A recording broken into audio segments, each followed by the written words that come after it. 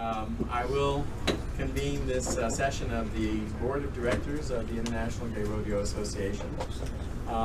If I see any open spaces, if there's a chair nearby that's occupied by equipment or somebody's backpack, if possible, can we make it available for a human being? We could accept it.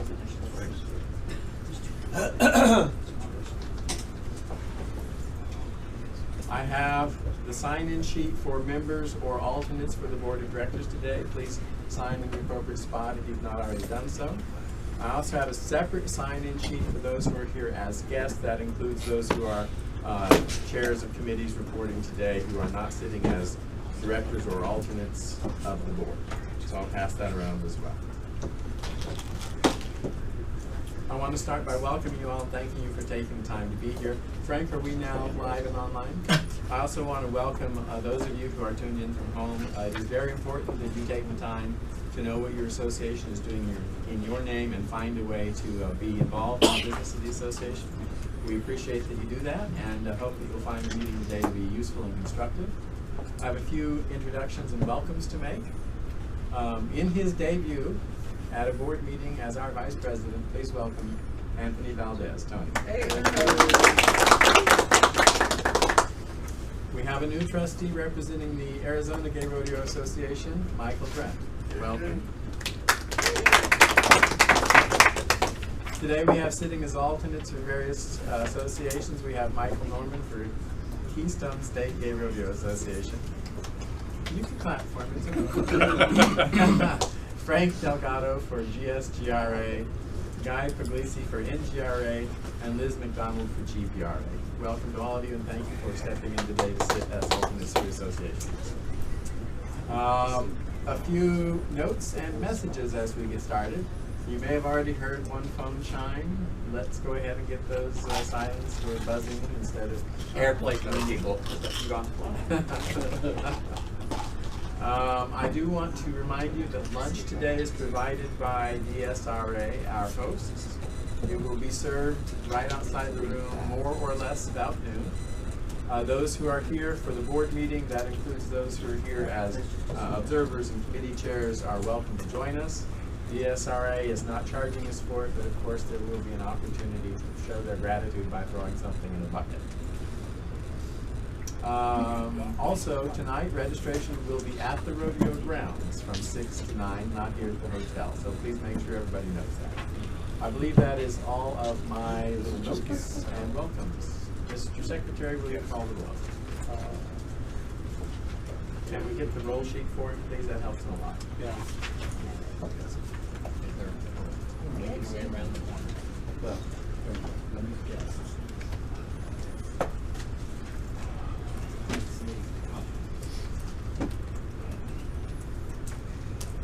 President Bruce Grove here. VP Anthony Valdez here. Secretary Ron Trusley here. Treasurer David Hill here. Michael Brandt here. Tom Lott here. Roger Japp here. Alan Thomas. Lisa Smith here. Liz McDonald here. Frank Delgado here. Joy Dedizio. Michael Norman here. David Hallwood here. Kenneth Hall here. Guy Puglisi here. Brian Helander here. Gene Frakes here. Candy Pratt here. Mark Scammell. Chuck Browning.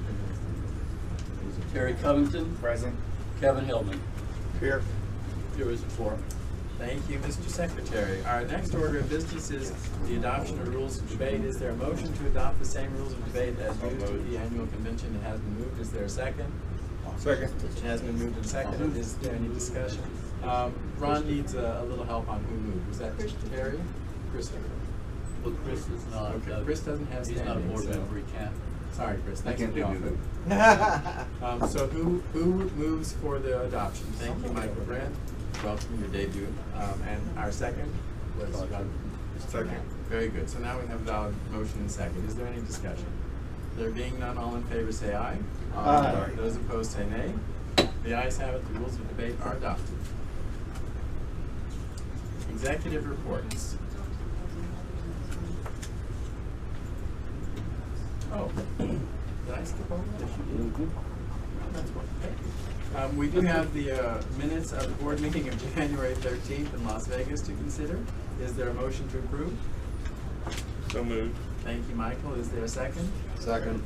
Having been moved and seconded, is there any discussion on the motion to approve the minutes of January 13th, 2017? There being no discussion, all those in favor say aye. Aye. Those opposed say nay. The ayes have it, the motion passes, the minutes are approved. All right, now I'm on track again? Yes, sir. Okay, thank you. We will start with the executive reports. For mine, I announced the appointment of Liz McDonald as Animal Issues and Concerns Chair, taking over for Kelly Peebles. Did I say yes this morning? You didn't say no, you had to try. Too late. One too many beers? And Liz has been helping me fill in for the last few months. I'm sure you've seen little announcements from her keeping us up to date on issues with regard to equine herpes and so forth. I want to briefly describe for the board and bring you up to date. We had a GoFundMe campaign that IGRA sponsored but did not fund, where we elicited funds from the public in order to support the possible initiative to bring specifically a bull rider from Australia, Josh Boying, to the U.S. in order to participate in some of our rodeos. That FundMe campaign was successful and achieved its goal. We were able, therefore, to allot funds to bring him to 3 regional rodeos and finals rodeo should he qualify in order to give him an opportunity to do that. Why we did that is manyfold, primarily because he came to our attention because of incidences of alleged bullying in the regular rodeo circuit there in Australia, and naturally anytime an out-gay competitor is experiencing that, that is of interest to us, so we wanted to show interest thereby.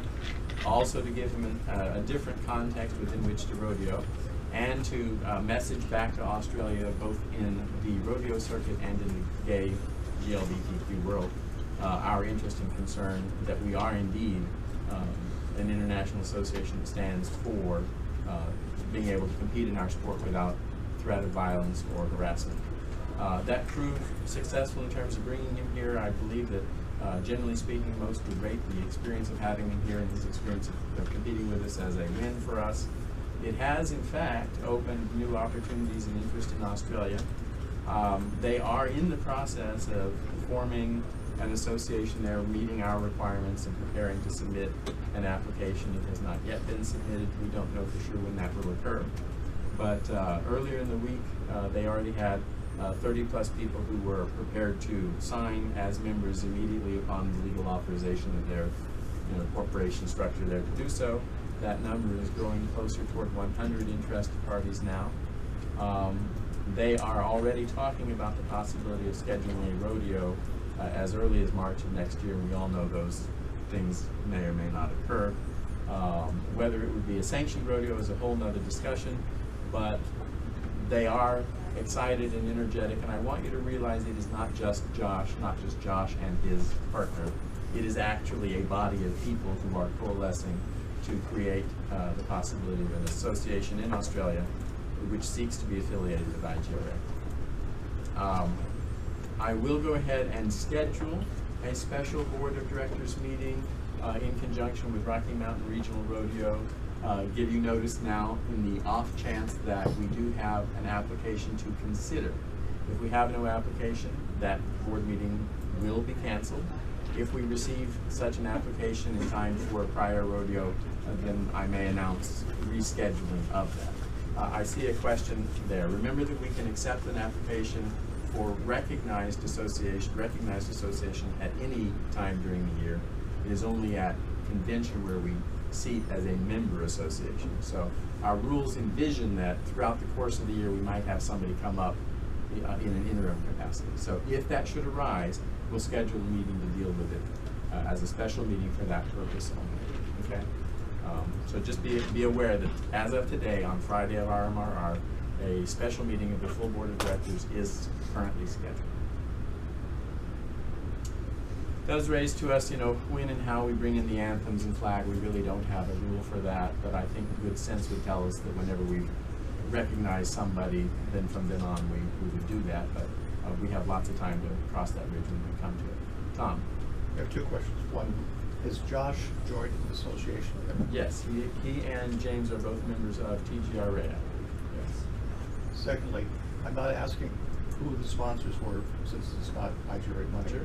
But can you tap them again in the future for other events? It is certain we know who they are. Their email address, I think, is on record, and they are in that GoFundMe history. So yes, they are available to us should we have additional initiatives, or if we want to pass them on to these folks or whatever. Okay. I also want to mention that in conjunction with this activity, we've also had renewed interest from certain parties in Canada, not yet translated into action, and certain parties in Kentucky, also not yet translated into action, about forming or reforming associations there. This sort of thing is fairly typical for us throughout the year. We get people who pop up and say, oh, I want to do this. Some do, some don't. In conjunction with that, a group called the Vaqueros, which is specifically a Spanish group of cowboys, gay cowboys, in the U.S. and Mexico, whom we have been in contact with and courting in various ways and through various avenues for the last 2 years, are scheduling an event in conjunction with and at Rocky Mountain Regional Rodeo. We are told to expect 500 to 1,000 of them at this event if their planning goes forward as it is right now.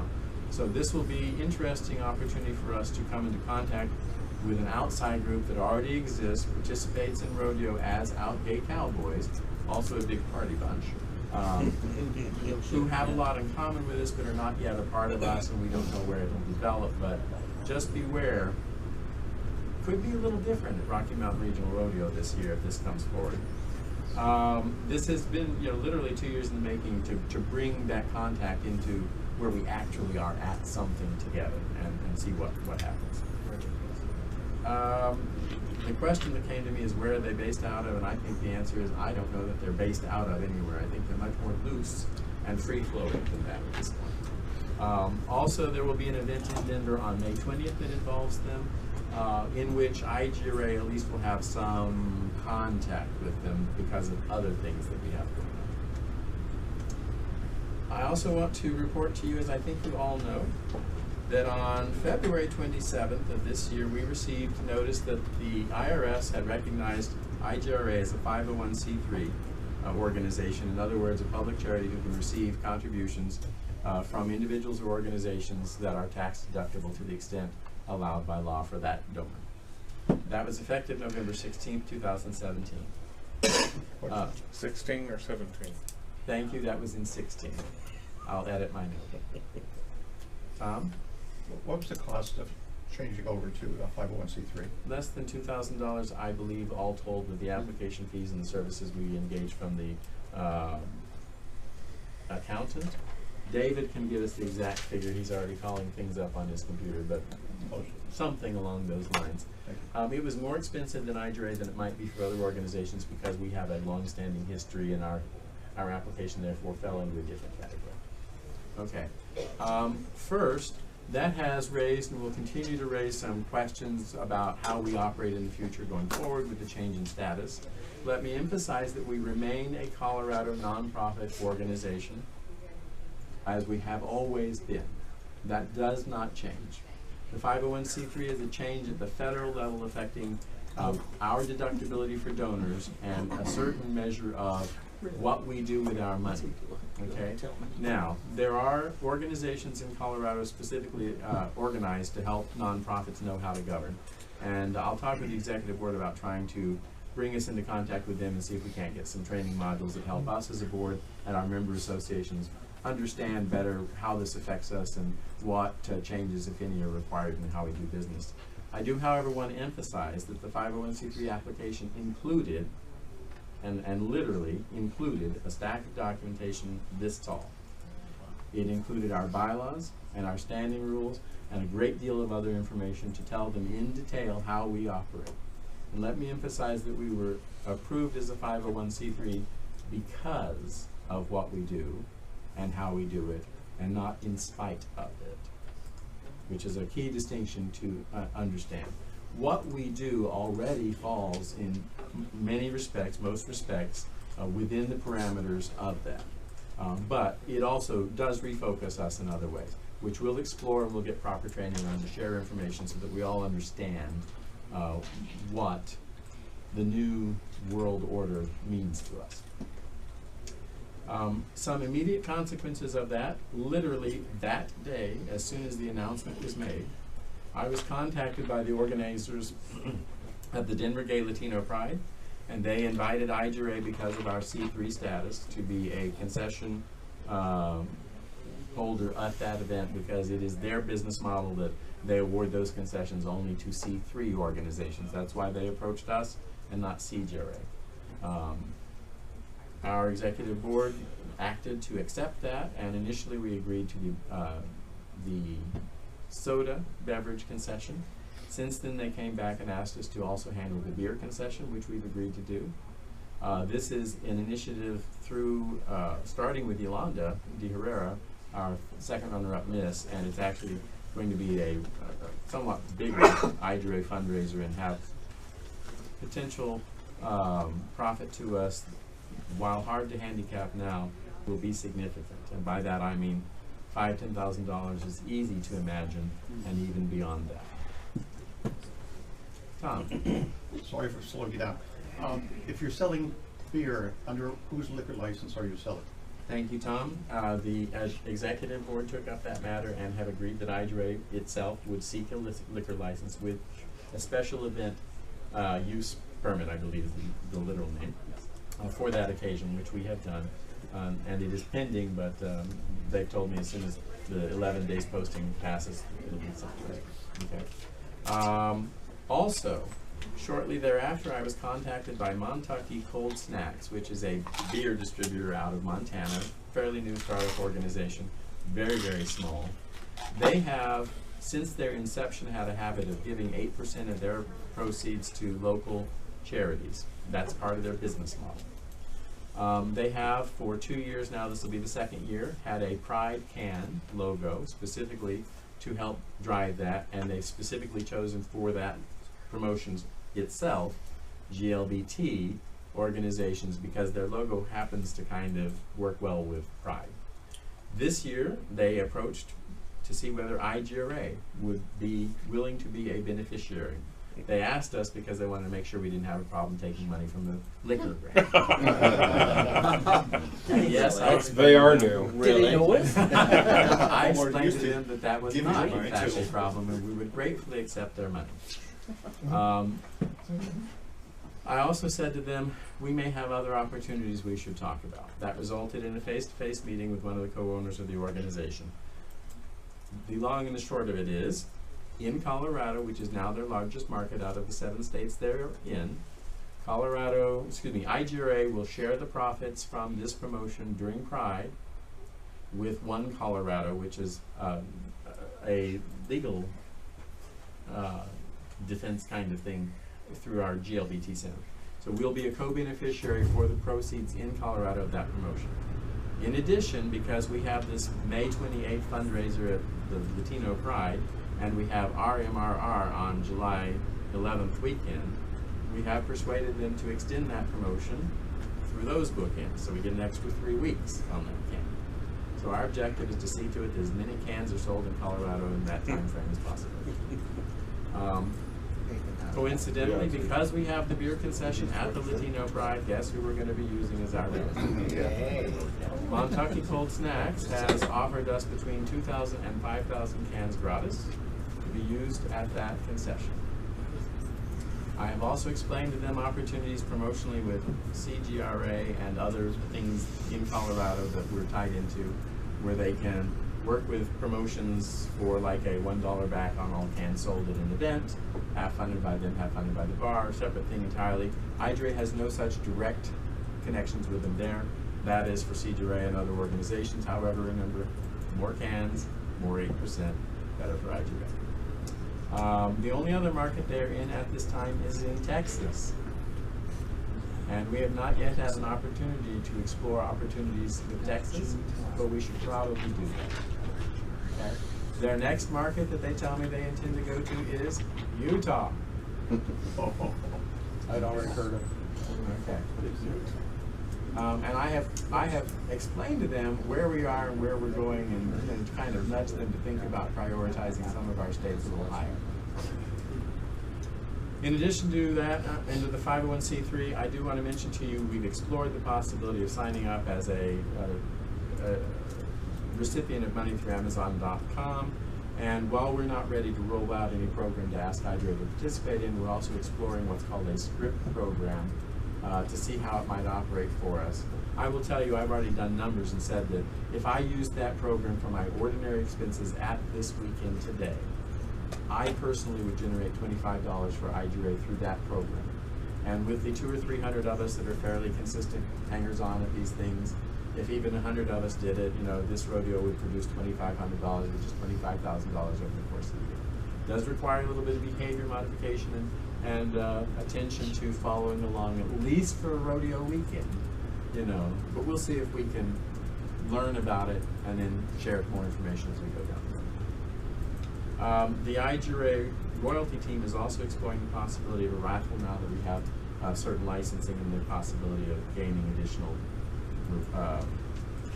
support. Question. Yes. Can the brewery also do beer on tap? They do not now produce anything other than cans.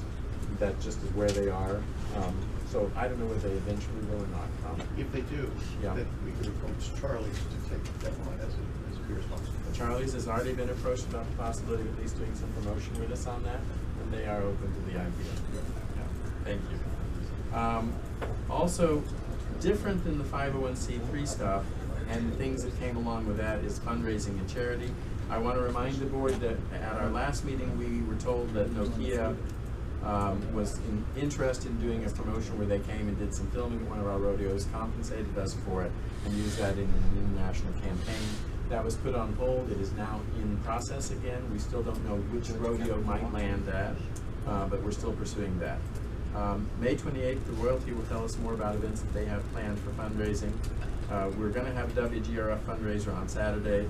Just to remind you that we're all responsible for looking for opportunities to raise money for IGRA, and as members of the board, I remind you that not only do our outside supporters look for us to show personal commitment by being on paper as having made a contribution of some kind to IGRA, but also to be leaders in generating income somehow for IGRA. This is a new layer for us, and one that we'll have to kind of grow into specifically as we bring more people onto the board. But if we're going to look to outsiders, they're going to say, why should I support you unless you're supporting me? So we just need to rethink how we do some of the things we do so that we go on paper as Bruce Grow made a contribution to IGRA of some fashion. Okay? Turn page.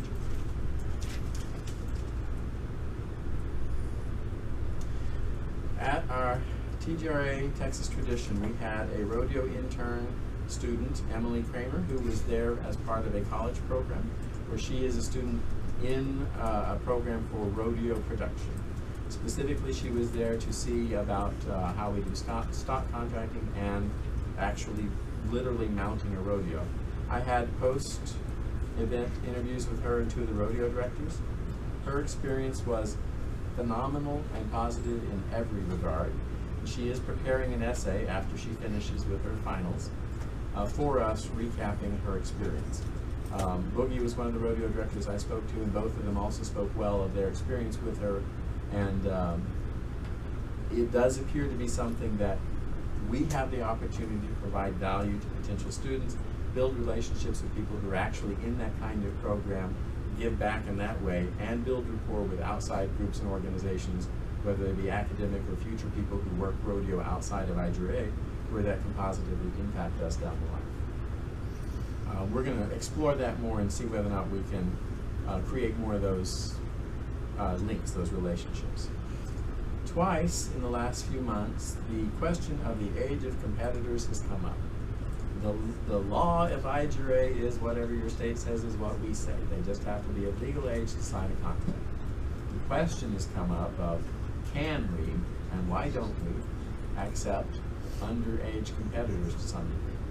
And my answer is, if that's of interest to you, go research it. present an idea that we might be able to work into a proposal. Let's discuss the liability concerns that might raise in terms of our insurance carrier. Let's see what other organizations do and how they do it. Let's see whether or not that creates a cultural shift within our organization we can live with.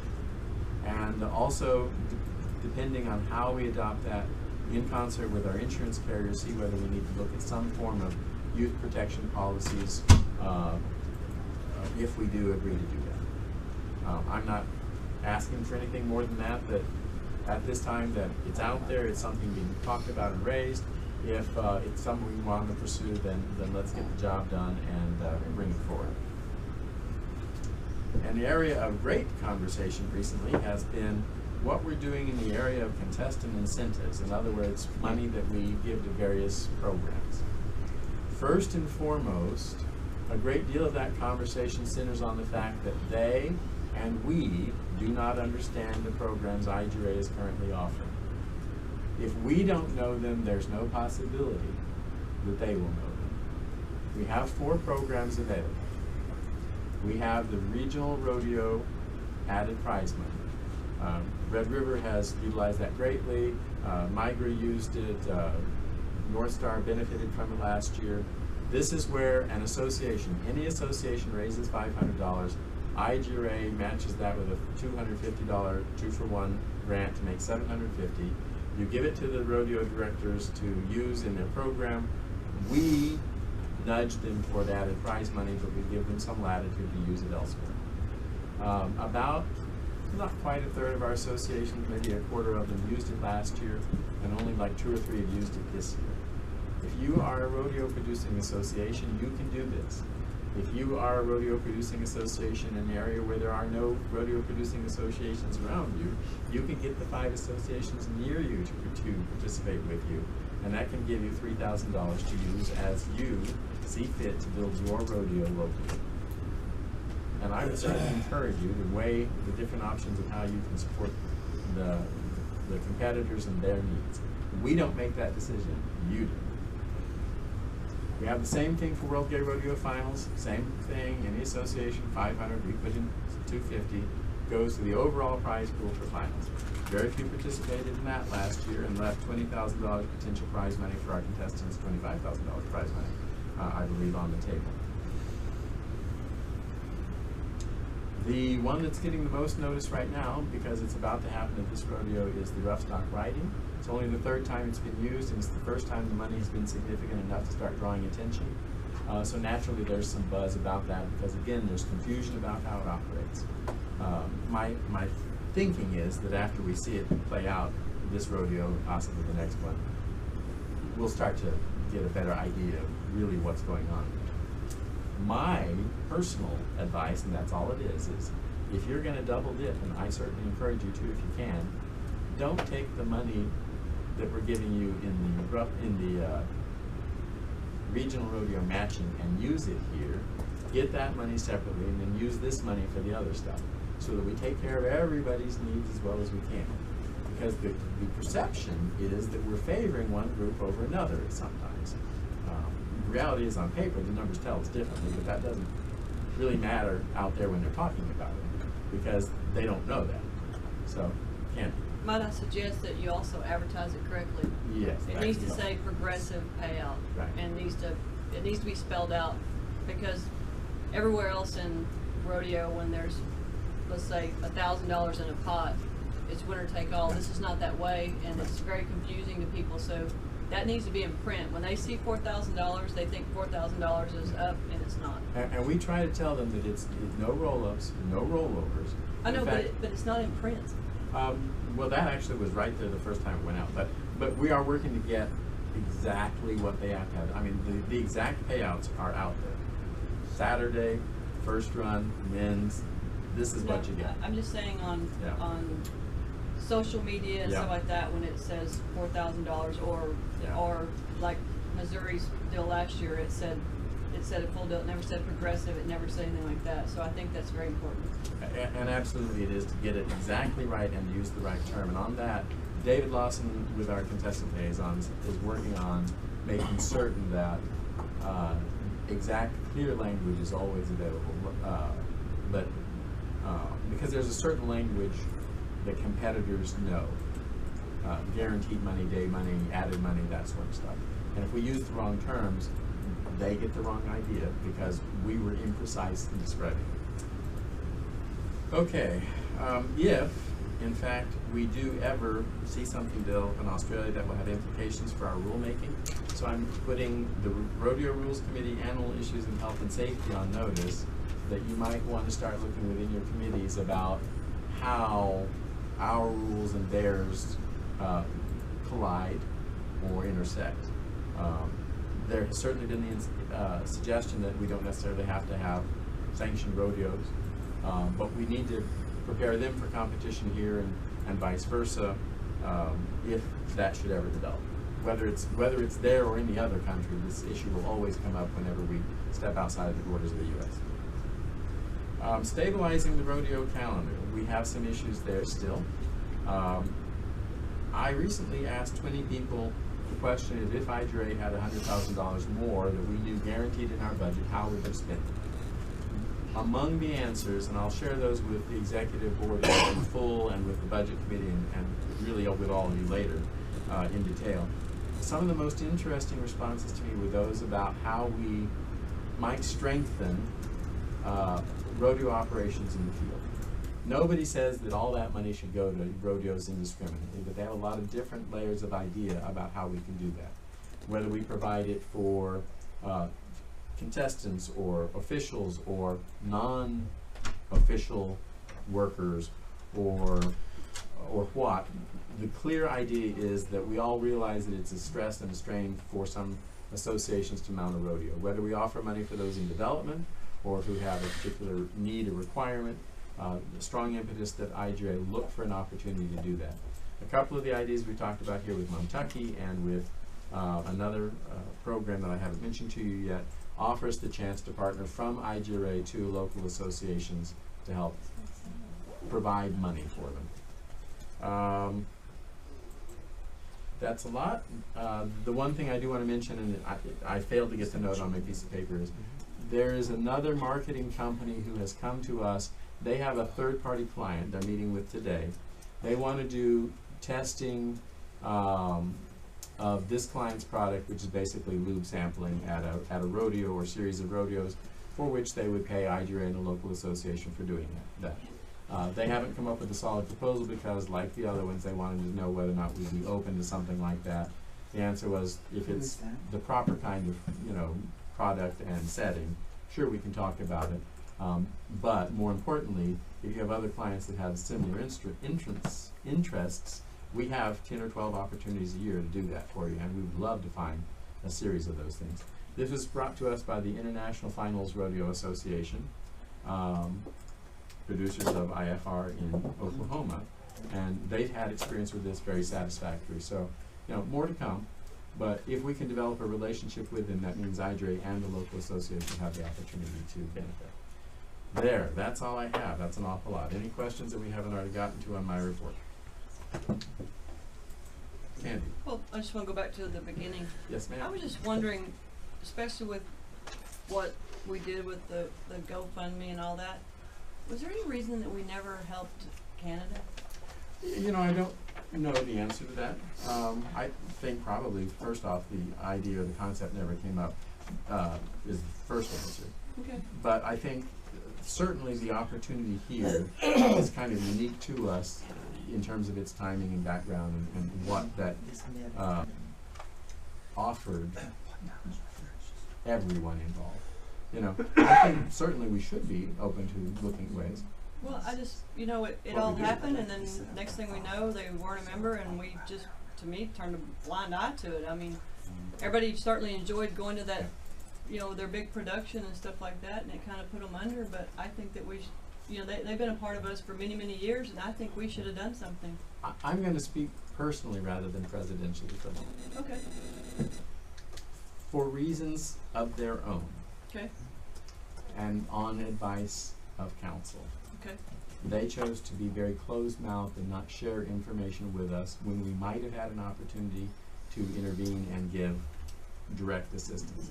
But they did that purposely with a reason behind it because it made sense to them and the people that were advising them. Okay. Okay, so in some respects, they limited our opportunity by choosing not to tell us certain things. Okay. And I felt that very unfortunate. Having that association disintegrate in the fashion it did, there's probably a good reason to allow a little space and distance before anything happens, at least in that immediate area. There's interest elsewhere, and I think it's time.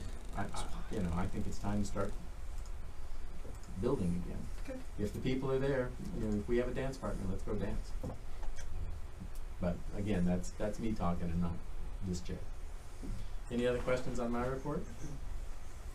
Very well, we'll move on to the vice president. Our royalty candidates are doing really well. Almost everybody has made their minimum IGRA donation, and they're still doing more fundraisers. So that's really good. We have 22 contestants that are representing the states that are in this room right now. We have 10 Misters, 9 Ms., 2 Miss, and 1 Mr. candidate so far. If they meet all the requirements, that's what we'll see at finals, which is a lot. So it's not our biggest graph, but it's going back the other direction where it's getting bigger. The numbers are getting bigger, which I want to see. I always try to encourage them. I try to call the contestants up and have personal questions with them. I kind of remind them when money's due, or making sure that they're finding the forms that they need on the website. We're getting ready with finals. We just had a discussion in there. This year, our finals will actually be a fundraiser for IGRA. So you will have your badge as far as being a contestant to get you in, but the bar in Albuquerque, they're used to paying a cover for shows. So that $5 or $10 cover, whatever that bar decides, will go to IGRA and help the royalty program. So that we really like. So they're doing great. Can't thank them enough for all the hard work they did. We did a fundraiser for an individual that was hurt. We weren't told about other individuals that were hurt. We apologized for that, but when we saw someone leave in an ambulance, we knew that was serious. So for those of you that, and when someone does get hurt, let us know as officers who gets hurt, and then if we have the opportunity to do a fundraiser for them, we may do that. That is part of our history as IGRA Royalty. We've always done that. Maybe in years they stopped doing that because they didn't have somebody recommending that to them. But we want to continue that good spirit. When someone gets hurt, I know we've had horses go down, we've had people break arms and legs and had to go to the hospital, so a lot of times the royalty steps up, and so do the contestants and the people in the shoots. So we always take care of our families as I talk to them when that incident happened. So the fundraiser that's coming up in May, Mark just told me that they got a new city council guy in Phoenix, and he canceled that event for them. So they're going to try to approach the city council about doing that weekend event, but do it over 4th of July weekend. So you may have news in the future about that larger event for them. But other than that, they're doing great, kids. Any questions? I want to amplify one thing in Tony's report, and that is that the Rodeo Crisis Relief Fund became a topic of conversation shortly after the incident we spoke about, and has raised awareness. We've spoken about it with our contestant liaisons. What I want you to know is that it has now been named with the consent of the family of the Bob Pimentel Memorial Crisis Relief Fund, and actually we're going to insert the name IGRA into that. The family and friends of the family have donated over $1,000 to it now, and I think those donations are ongoing, and we will take responsibility for continuing to raise money for that on an ongoing basis. I also want to note that, unless I'm mistaken, both Kelly O'Neill and Tennant Yes. have fully met their commitments to IGRA. Yeah. And congratulations to them for that, and we Yeah. certainly encourage the others to. And the others aren't get far past their behind, they're city real council. close, so. They are. Yeah. Now, are there any questions for Tony and the royalty program? No, but I do want to say thank you for all that they do. because we partnered with them and had a great show. Oh, thank you. Thank you for giving us that opportunity in rodeo that I wasn't allowed to be at. Thanks for all the kind words. It was great, thank you. Anything else for Tony? Tony, thank you and welcome into your new role. Tony? Just- No, I'm so sorry. No, that's fine. The question was brought to me by people in my association. Is there a minimum amount of time that they have to serve as a association royalty before they can run for IGRA? My answer to them was, all they have to do is meet the minimum requirements to run for that They have title. dates. If you look at your bylaws, they'll tell you they have dates that they have to complete it. I know even like when Tessie was crowned Miss IGRA in '93 or '92, her association crowned her in September. So they said, go to finals, learn what it's about, and then you'll run again a second year. If you're doing it too late in the year, your royalty contest, you may have to lapse that first set of royalty over to the next year so they can make it to the required amount of rodeos and raise the money for your local charities and for IGRA. So that's just the only thing you have to consider when you guys. So it's more of an association thing that they meet the IGRA requirements. And vice versa. It's a two-way street. Yeah. Let me ask, what is the first date that they have to meet with IGRA? They have to. Well, the first thing they have to do is go to so many rodeos, and if they, let's say, if you crown someone this month, you've only got 2 or 3 rodeos to get them to. Yeah. So it's really not fair for your royalty. I'm gonna The ask- money part is a completely different thing. But we have a date. What is the date? That's 100 days before. Okay, all right. Before Okay. finals. Cool. They have to have their form set in, saying that they're gonna do the horsemanship. That stuff I'm all aware of. I Yeah. just wondered if there was I couldn't find anything that said No. you have to be your member association's royalty for this amount of time before Some you could actually. associations choose to have a contest all year and they raise money and compete, and that's part of their categories to compete. Others just have an event in one night and do all of it all in one night. That's up to your association to decide. And Ron, you had a question? I think if I heard Kevin's question correctly, though, he's simply asking, is there anything that says how long somebody has to be a member of an association before they can compete? And no, it's up to your individual bylaws what you have for that. You've got some guidance and some things to be aware of, but You guys answered most, Yeah. basically what I needed to know. okay. Anybody else have a Tom? I've got a bimodal question for Tony and Frank. I believe we have a new rule that the royalty has to send in a biography. Has Frank received them? No, he doesn't. But he needs to put it on the website. That will be once they've won the title, then I hand it over to them. Technically, that takes effect at next convention. Right, thank you. Right. All right. And any other questions for Tony? Very well. Well, thank you for that, and we'll move on to our secretary, Ron. I don't have a real report detail, just a couple of things that I would like to remind and ask committee chairs and other people, please send your reports for the meetings timely. When I get them this morning before the meeting, it's kind of hard to get it out to people. I made copies for everybody, but it's unfortunate, and then they're not on the screen, so please try to send them timely. Second thing, although it was not my fault, I want to apologize about the rodeo rules book. It was such a mess this year. Finally got straightened out, hopefully, and for next year will be better, I hope. I believe also when Tony was mentioning fundraising to happen at our rodeo especially, it caused a real backlash for us. We're going to be dealing with it when we start our rodeo committee meetings real soon. But there is a process outlined in our bylaws, standing rules, in a form about doing fundraisers at rodeos to get approval before they're done. That didn't happen, and it was some real concern. So I would encourage everybody to read and know what those processes are and follow it, so we're not having this kind of confusion and concerns and hurt feelings possibly over the whole thing. Does anybody have any questions for Ron about his report? Thank you, Ron. We will move to our treasurer, David Hill. financial statements are on the website.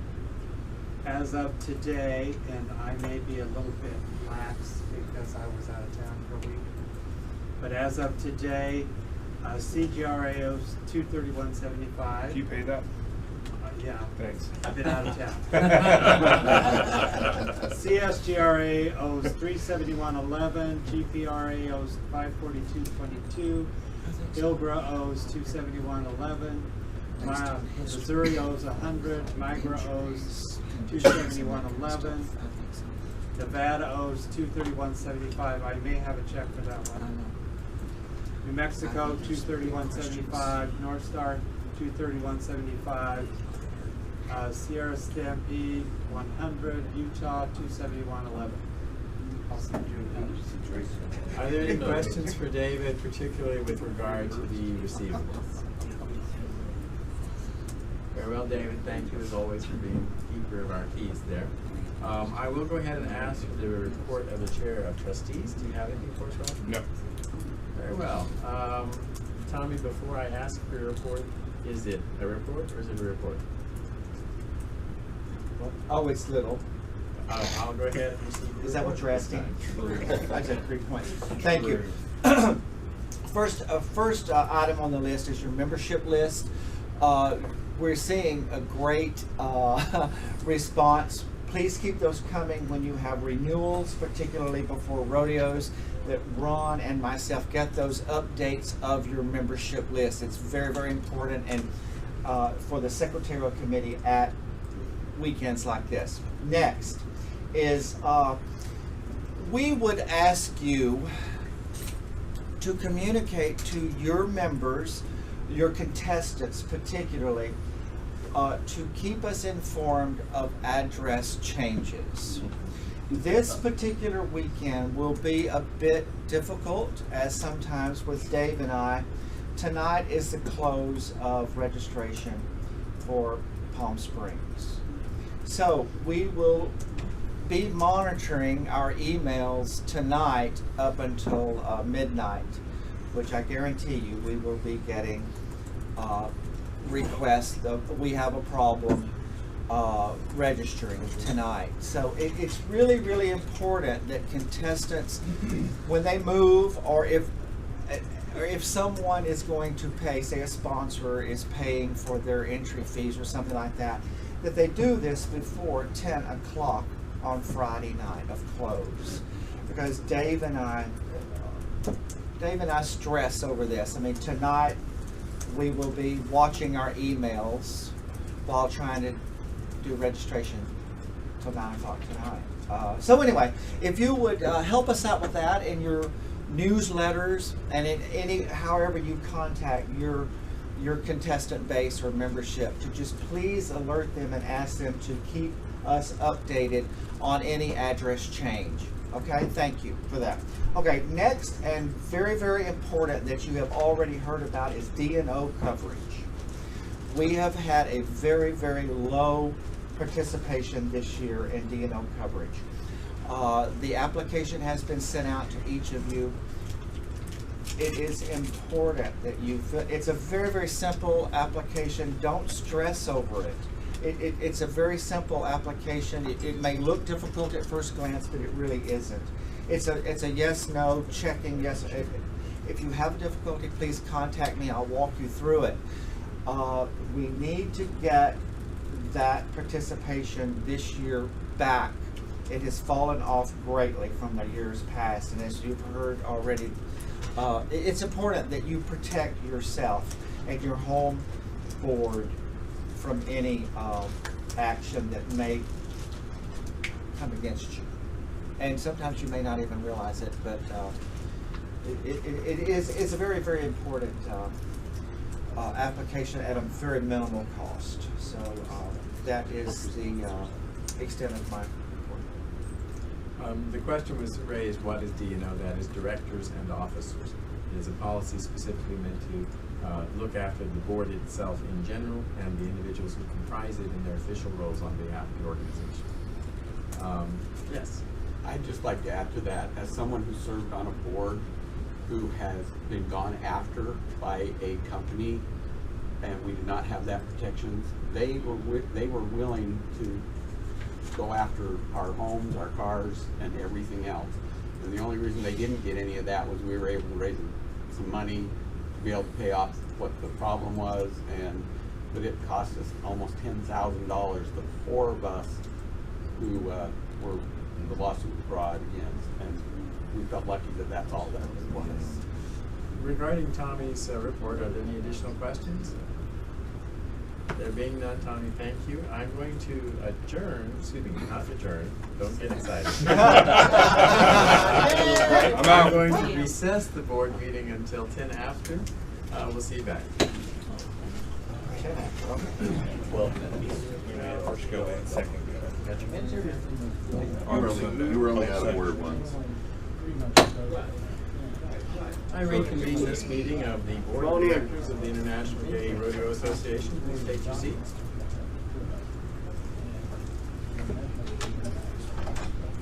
We will now receive the report of the corporate auditor. Who's got that? I did not receive a report. I did not either. We will not receive the report of the corporate You auditor. told me you would have it. If it's, everybody check your email. If it comes in while we're in the meeting, please flag it for me.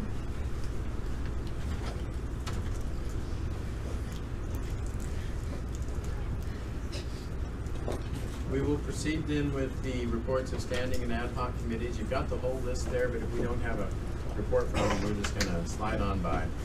Do you have anything from association presidents? Sandy Bidwell, Scott Harvey. Said no report. No report from them. Any questions for association presidents? Very well, moving on to budget. David Hill. No changes to the budget, however, in the WGRF meeting this morning, there were some items that came up, and they're going to formalize them, and we'll probably have them for the next executive board. Any questions for David? Very well, we'll move on. Do we have a report on bylaws? No report. No report for bylaws. Do we have anything for community outreach for fundraising, gender diversity? I'm almost certain we do. We didn't receive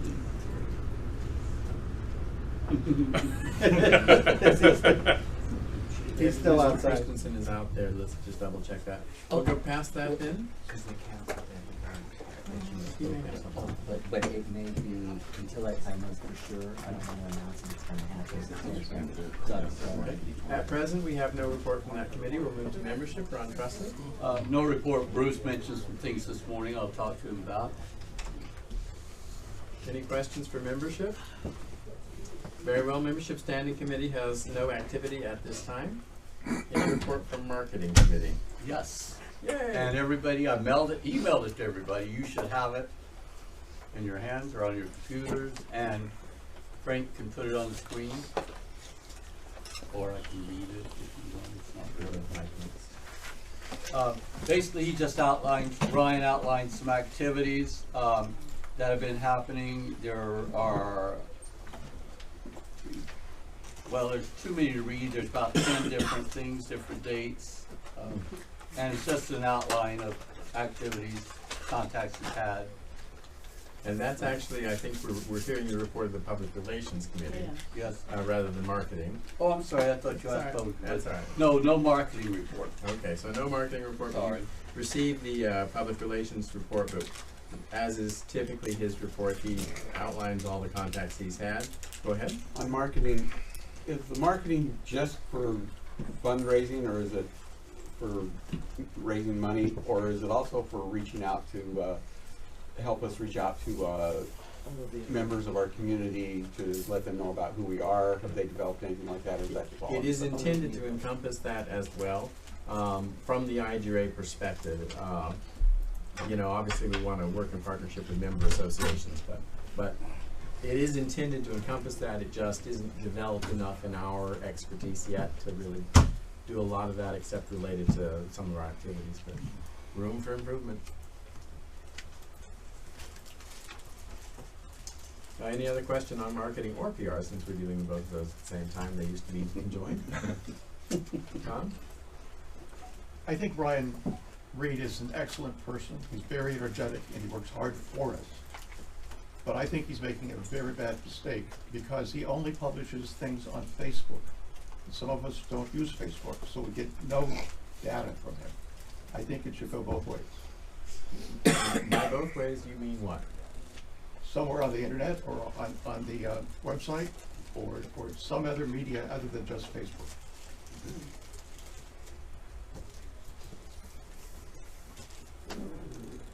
Let's give him a mechanism to work with. What is it you would like to ask him to do? Frank? I was shocked when I saw this because I had no idea this stuff had been going on. We could have had this information on the website as well. Let's, Frank, you and I, let's communicate with him and ask him to post that information direct to you so that you can then pick it up and go with that. Because you know, he literally works on this each and every day. Yeah. Okay. It's good, man. Yeah, oh, absolutely. And you got no argument from me there. We will have no report on the nominating committee until convention unless needed. Rodeo Officials Committee, Guy Puglisi. Can you skip me for a minute because I'm waiting on some more information bet. from Jeannie. Lilia, if you would go ahead and present your report on women's outreach. So one of the things that came out of our meeting in November was that we weren't quite sure what it was that we were meant to do and who we were. And so what we decided we would do first was come up with a mission statement.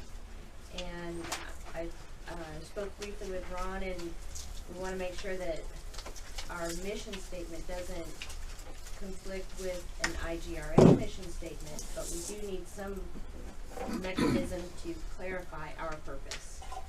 So I asked for solicited information from all of our members and then combined what we came up with. So that's what I have here today. So I don't know if it's appropriate to call it a mission statement or not. So I'm asking for feedback and assistance with that, and then approval on what we do have now. Okay, the report is being passed down the line right now. There's a first page on the committee report form and the second page which actually contains the proposed mission statement. Frank, do you have that at all? What's the title of it? Women's Outreach Committee? It's one I just emailed to you. No, I don't have it. Okay. Well, you'll all have it. You may not have enough copies on this side. Do we have copies all the way down the line? Okay. So if we need to turn the corner, let's go ahead and get it in everybody's hands. Lily, would you go ahead and read out the full mission statement as you have it written? Our mission as the Women's Outreach Committee of the International Gay Rodeo Association is to 1. Support, celebrate, and strengthen the gay rodeo sisterhood within the IGRA. 2. Set and maintain the expectation of respect, partnership, and equal opportunity. 3. Create safe learning and mentoring opportunities for women to explore all aspects of gay rodeo. And 4. Inspire, encourage, and attract the next generation of women in gay rodeo. Okay. And this has come from the committee as a recommendation for them to use as a mission statement for that committee. Is there any discussion on their recommendation? We'll start with Michael and then to Ron. I'm very supportive and encourage women participating in rodeo, but in my mind I'm thinking if all of our committees all had mission statements, I'm concerned that the IGRA mission as a whole could get lost in the forest. And I'm wondering if there's a different way, if it needs to be a mission statement, or do we need to call it something different? I think what's listed here is great. I'm just not sure if we want to have multiple mission statements within the organization. It's my only question. Ron? Kind of along the same lines, I just had the question, since IGRA now is a C3 especially, and we have a mission statement, can we have committees with separate mission statements? And if so, where would this go so that it is passed on from year to year, whoever might be that committee? If they're rhetorical, you don't have to answer them, but if they're factual questions, you've got the answer to speak up. Kevin? I hear people having an issue with the word mission, and I noticed she said that herself. I think this is a great idea for outreach, but I would just change the word mission to purpose. Statement of purpose? Is the committee agreeable with that? So, where the word mission appears, we would generally recommend that it be changed to purpose, and rather than calling a mission statement, a statement of purpose. If that's agreeable, is there any further discussion on their proposal? You have the recommendation of the committee. All those in favor of adopting the recommendation say aye. Aye. Aye. Those opposed say nay. The ayes have it. The recommendation passes. You have a purpose. Thank you, Lillian. Does anybody have any questions for Lillian in the Women's Outreach Committee? Good job. Kevin. I do. We're in Utah right now finding that we have a lot of women who have competed.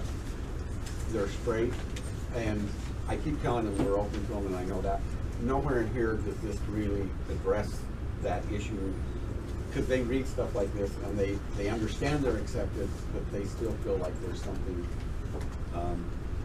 missing. I've read all I can on it, and I feel that it covers it, but for some reason they're not. Is there something I can reach out to them in paperwork we have that you guys have put out? Or? Kevin, on the webpage there's actually a statement that says you don't have to be straight, or excuse me, gay to participate. Right.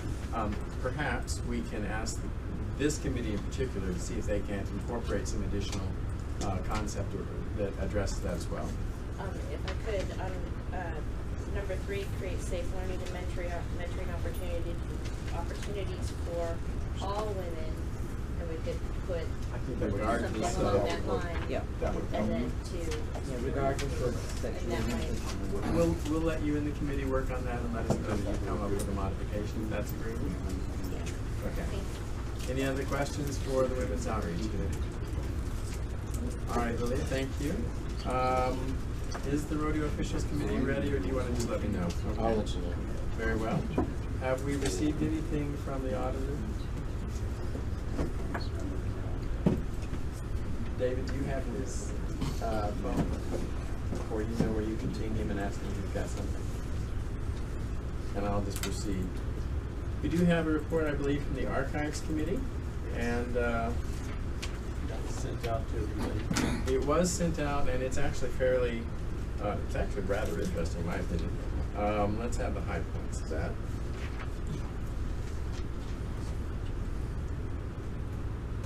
So one of their primary goals right now is to seek a permanent repository for the archives of IGRA and to incorporate in that not only safekeeping of it, but the ability for us to access it in the future. One of the considerations will be how will we access that donated material, and also how will they handle things that are not essentially documents or photographs, flat items, three-dimensional items. How will they be able to handle that?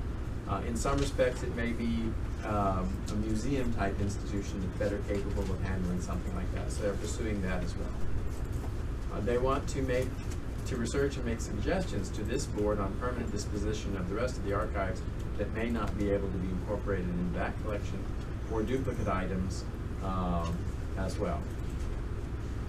We are wanting to look at options for temporary storage if needed. Currently, as I think you're all aware, they're stored in Tom and Frank's home in their basement in a controlled environment, in airtight boxes, that sort of thing. And it is possible that as time goes by, in order to properly handle the collection, as much as we maintain it, we may have to look at outside rental storage area suitable for that kind of stuff. Promoting and growing the archives. Number one, and this may not be in their report, we need people who are interested in this area to learn more and to assist the committee.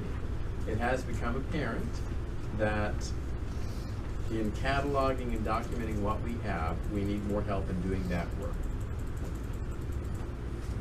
As part of any donation of items to national institution, we plan to ask each association to consider donating 1 or 2 items of historical significance that document their association's history within our broader context.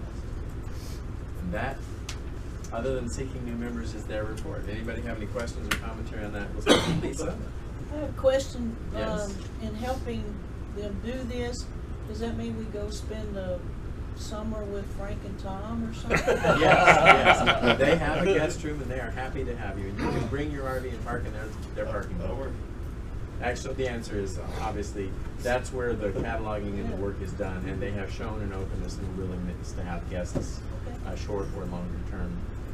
Okay. But you have to coordinate that with them. Yeah. Tom, you were next. Brian has mentioned that he wants to have a meeting with the Archives Committee at our house so we can actually look at the archives and start mentally selecting items for different museums. And he doesn't want to do that in conjunction with the Denver Rodeo because that's really pushing the envelope too much.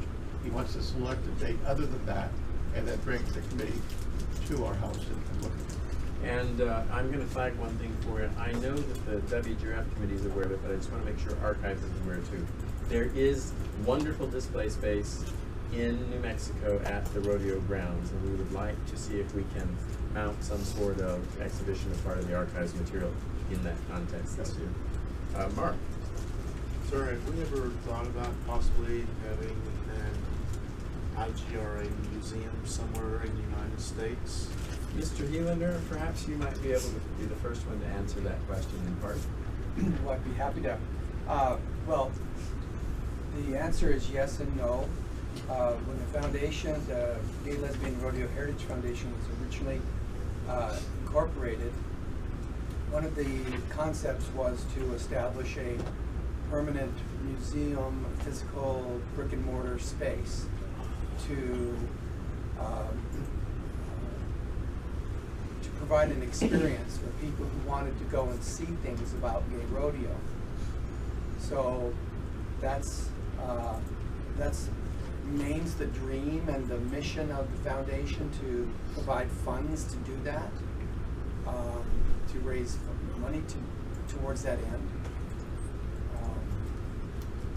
If I may just continue for just a moment, if you think about the vast quantity of materials that are out there, there is currently no single museum that wants all of our stuff.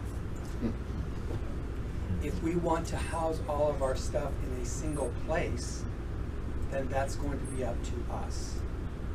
When we talk about archival material, then there are museums spread across the country who are interested in having small portions and representations of archival material in their space. So it's a little bit of the difference between the difference between an archive and a museum is a big thing. Does that make sense? And essentially what we're talking about is a hybrid of the two, wedding the two together to ultimately do what you proposed in the concept of it. Given enough money, we could have bricks and mortar, we could have a museum, and within that museum, we could have and hold archives, all of our documents and research materials, those kinds of things. We don't have the capacity to do that at this point. Again, the foundation's original goal was to seek to work towards that end in some way, either a brick and mortar or a museum within a museum that was brick and mortar. Thank you, Mark. Is that what would it take for us to go and put a museum in, a permanent museum for the International Gay Rodeo Association, and so everybody could go and actually go to that museum and see our history. I'll let you know. And where could we possibly do it at? So that's a question I'm prepared to handle here today. It is a great question, but the fundamental answer to it relies on the money. And I'm going to ask that you pursue that with the Archives Committee in concert with the Foundation to try to develop whether or not we have an answer to that and whether it's an answer we can work for. Okay. No, it's fine. You don't have to comment that. Yeah. Where we go. Yeah. Any other question or commentary on the Archives Committee report, Guy? What's going on with the Smithsonian discussion? The Smithsonian? The Smithsonian is part of the horizon there. Again, we only have what I would call an open door there, an opportunity, but they have not yet said, well, you absolutely have thus and so and all that sort of thing, but they have given us a parameter within the work, and the Archives Committee in concert with the Foundation is in discussions with that. It's not part of this particular report today, although it was part of an email chain I recently saw. But ongoing, but no answer yet. But we've got personnel from our side of things, as do they, and they are now coming together to try to build toward action. Is that a fair assessment, Brian? Yes. If I can clarify with one comment. Absolutely. The Smithsonian Western Museum wants a representation of gay rodeo in its physical space. They don't want all our stuff. There's no room for that. They want a unique representation of stuff. They want to put us in context with the rest of the Western Museum. So they're not looking to take all our stuff. They're not looking to be our museum. They're not looking for our archives. They're not looking for anything of that. They're looking for unique and individual items that we feel rise to the level of Smithsonian, what's the word? What's that? Memorabilia. Yes, but as you know, the Smithsonian, when we had a talk with her, she said, Brian, we're in the forever business. So the objects and the things that the Smithsonian would want from us are things that we feel are so valuable to represent gay rodeo hundreds of years from now. You get that far. That's what they want. They don't want just a bunch of stuff. So it's a very specific project. All right. Anything else on archives? Thank you, Brian. We will move on into contestant liaison. Do we have a report from David? I will mention to you that the contestant liaisons recently conducted a telephone conference call, and among the two fruits of that is their commitment to see to it that some member of their team is in place at every rodeo to be there as the visible, known contestant liaison for that rodeo, to interact with the contestants and with the rodeo production team for the benefit of contestants. Also, one of the things they came forward with is that some more direct communication with rodeo directors in preparation for the rodeo might be of some use, and they're going to pursue trying to figure out how to develop and implement some of that direct contact, specifically with relationships on programs that might benefit contestants and other things that might be good to know before you get to the grounds. Any questions or comments with regard to the contestant liaisons? Very well. Do we have a report from Convention 2017, Bucks North? She said had no report. From Sandy, I have email. She ended the table. It's going to be underneath there. Oh, there they are. I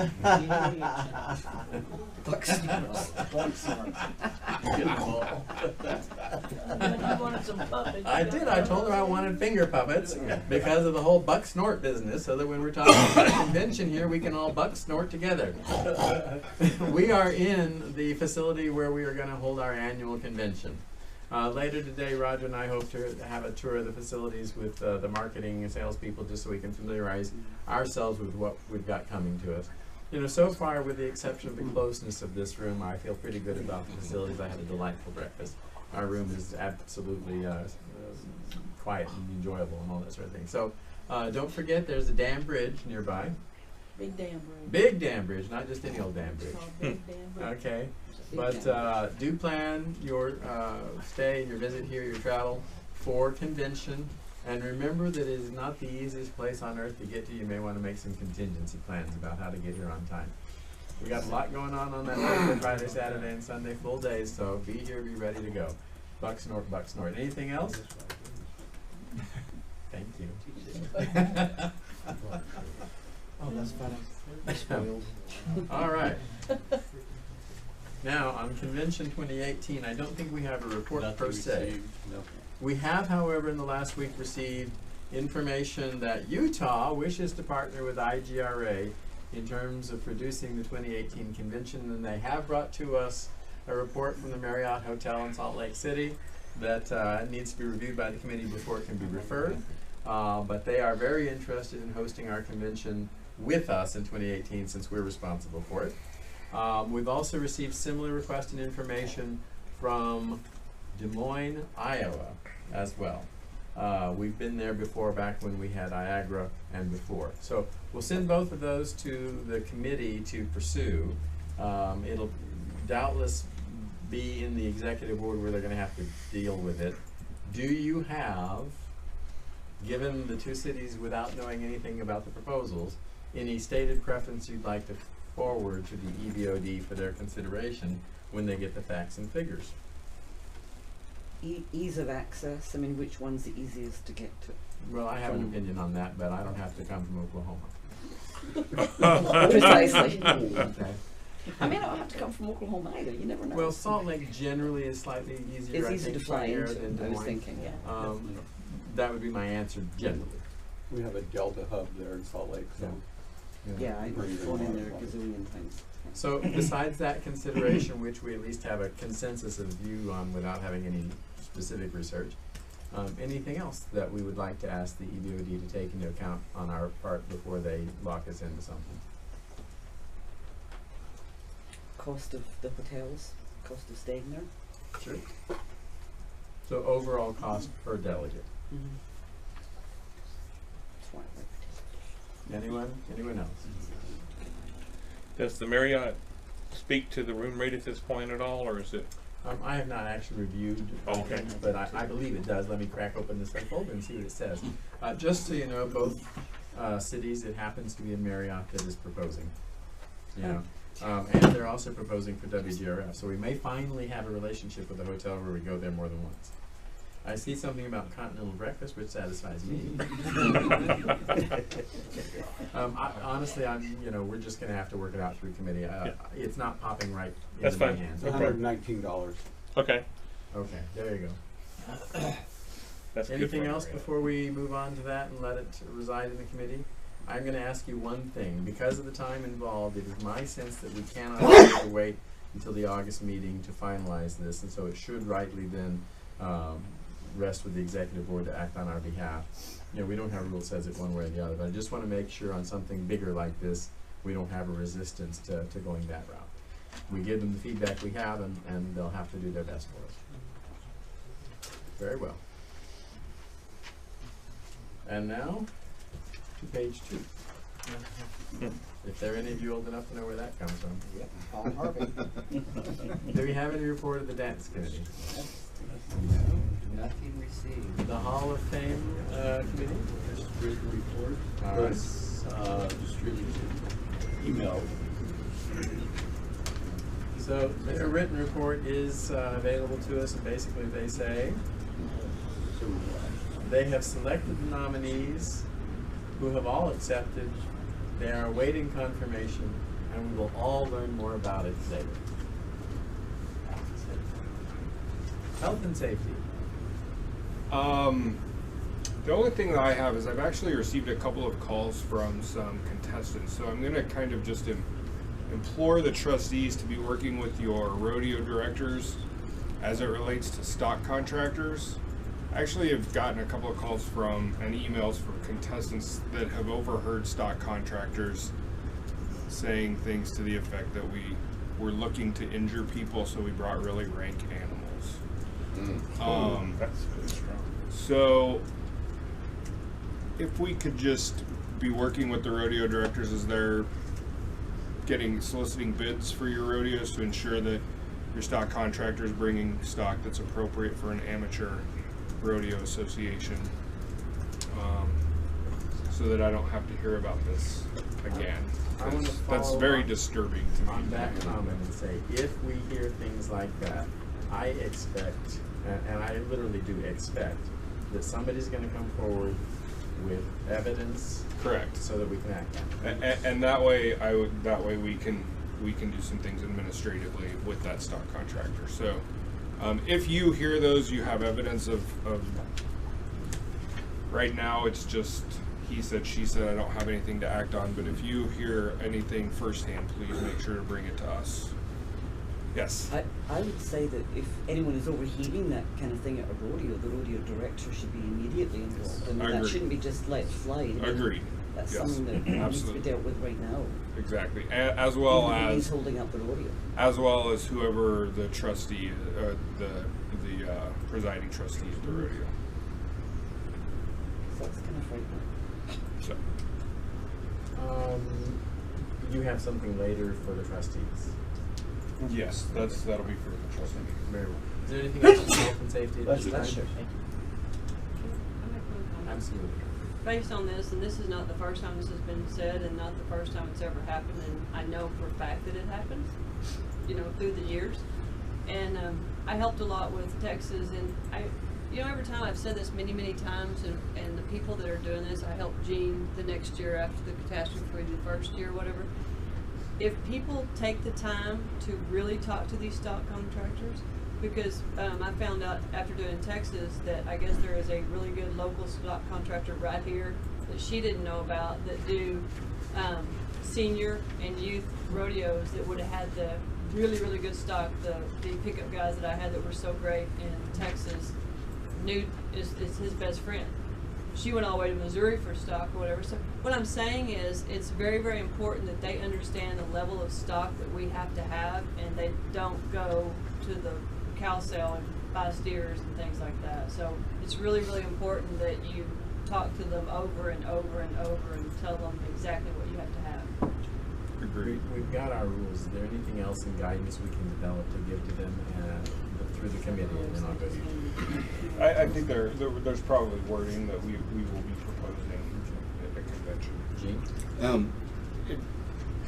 To piggyback on what Candy said, because she said that she helped me, I can tell you that going to the stock contractors who are not familiar with our organization and saying we need high school rodeo stock is not what we need. No. We do not want high school rodeo stock as they understand it, because frankly those kids are much better than any of us at doing that. 100% true. A lot more flexible. So what it took 3 or 4 conversations with our stock contractor up there last year to get him to understand that. And the only reason he understood it was he was willing to, and he realized what happened the year before, and so forth. And he even told us last year that he will bring even different stock when we have him back in 2018, because he now sees exactly what we need. And so it's not high school stock, so be careful with that terminology. Well, we do use that in our documentation. So I know. We do, and that's why we are going to be adjusting wording. All right, will you flag that, make sure we get that in our follow-up plan? Just make note of it, that's a result of that we're gonna. I want it written down somewhere so we have something to point to and say, Roger, you said you had to do that. Anything else on health, animal, wait a minute, health and safety, right? Yeah, health and safety. Thank you. All right, we're gonna move on to information technology, and though David Hill is listed as the chair, the lead person is actually Christopher Redden. Do you have anything you want to say on it? I don't. I refer to Christopher Redden. Very well. Thank you. I've been working on the existing database, and I've gotten a copy from David, and 100% of the data is retrievable and convertible. So I'm already on version 4 of the relational database that we're going to use. Now that I know that we have a 501c3 designation, I can start working with Amazon AWS or GoDaddy, because they both have options for nonprofit organizations for their servers. What I'd like to do now is I'll go ahead and start moving that into a cloud area, so I can start really building the final database.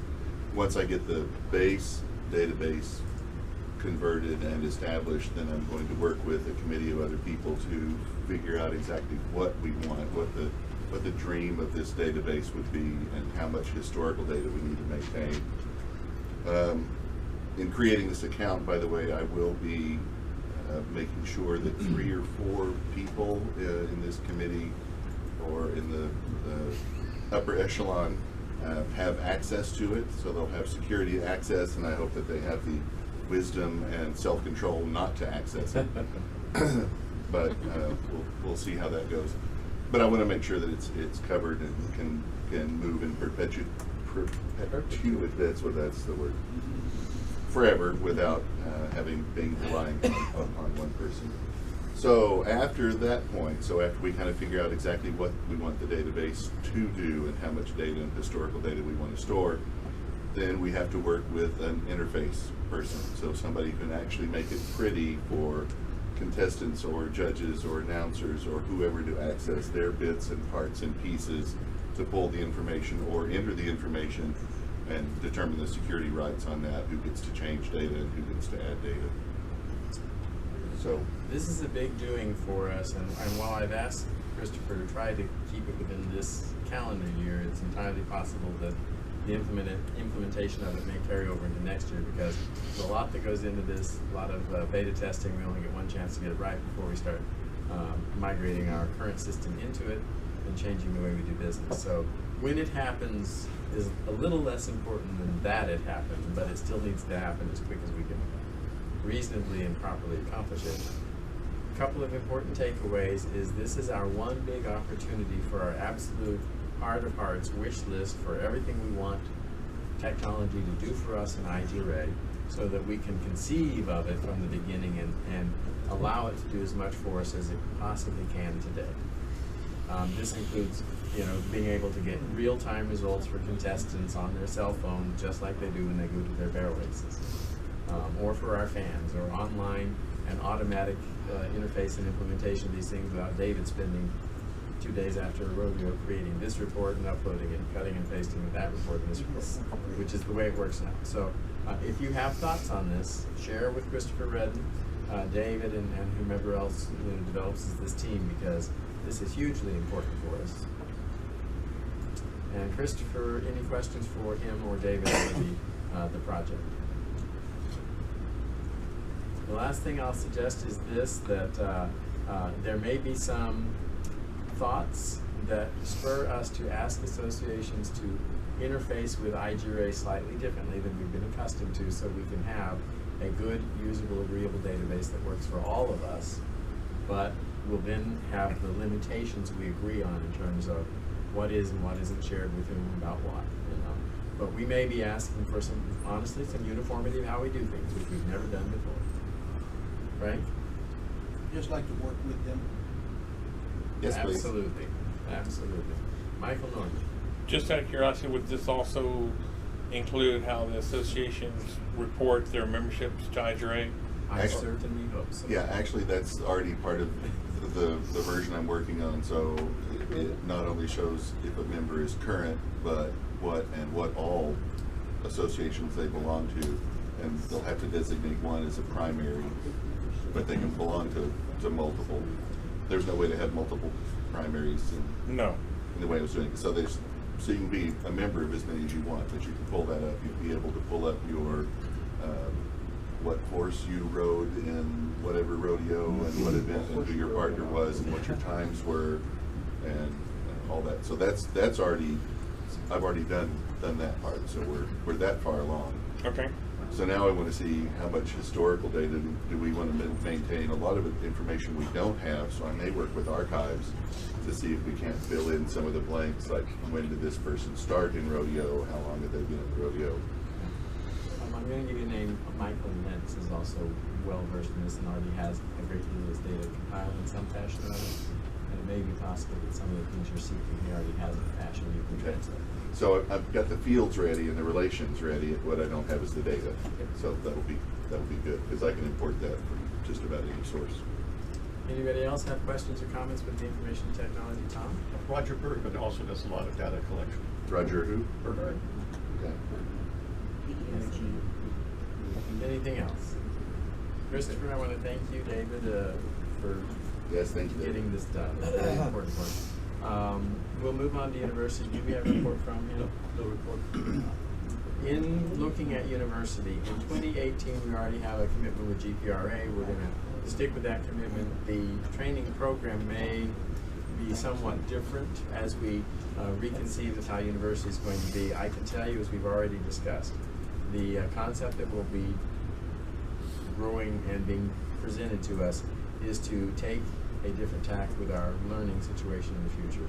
I think 2018 is very likely to be the last university that we see as a standalone item where we create that kind of learning environment in that environment. I think what we're going to see in the future is recommendations from the committee to take this kind of learning and break it into pieces, move it out into the field, work in cooperation with divisions or regional associations, bring it out to the field. Some of those segments will be live broadcast, live stream possibly. Many of them will be on demand, online possibly over time, but that is probably the development we're going to see in the future for our learning. So it'll be, reality based out in the field rather than bringing everybody in, or it'll be on demand for certain continuous needs. That will create a need for IGRA to decide what we're going to do for our January or our initial board meeting of the year, starting in 2019. So we need to kind of start mulling that over. We probably need to make some kind of commitment about where we're going to meet in January of 2019 by next board meeting. Certainly at convention at the absolute latest, it has to be done, but we probably need to do it by August. Love the idea. Moving on. Tom? I'd like to express a personal opinion, and it's based on metrics. One of the first university we had when Brian Rogers started it, we had 110 members. This year we had 22 or 24 members. That metric tells me everything I want to know. I was at university. I did not take any university courses because the curriculum is nothing that I wanted. And I'm not making an anti-personal comment because I think Andrew, John, and Jeffrey are doing an excellent job. We just need a more robust curriculum.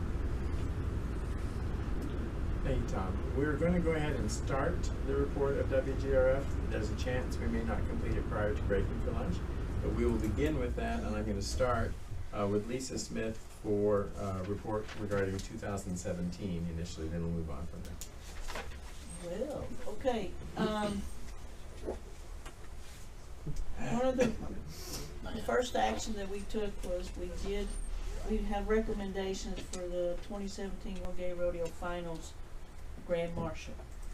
And am I supposed to give the names out? Yep. Okay. For Grand Marshal, we selected Candy Pratt. Yes.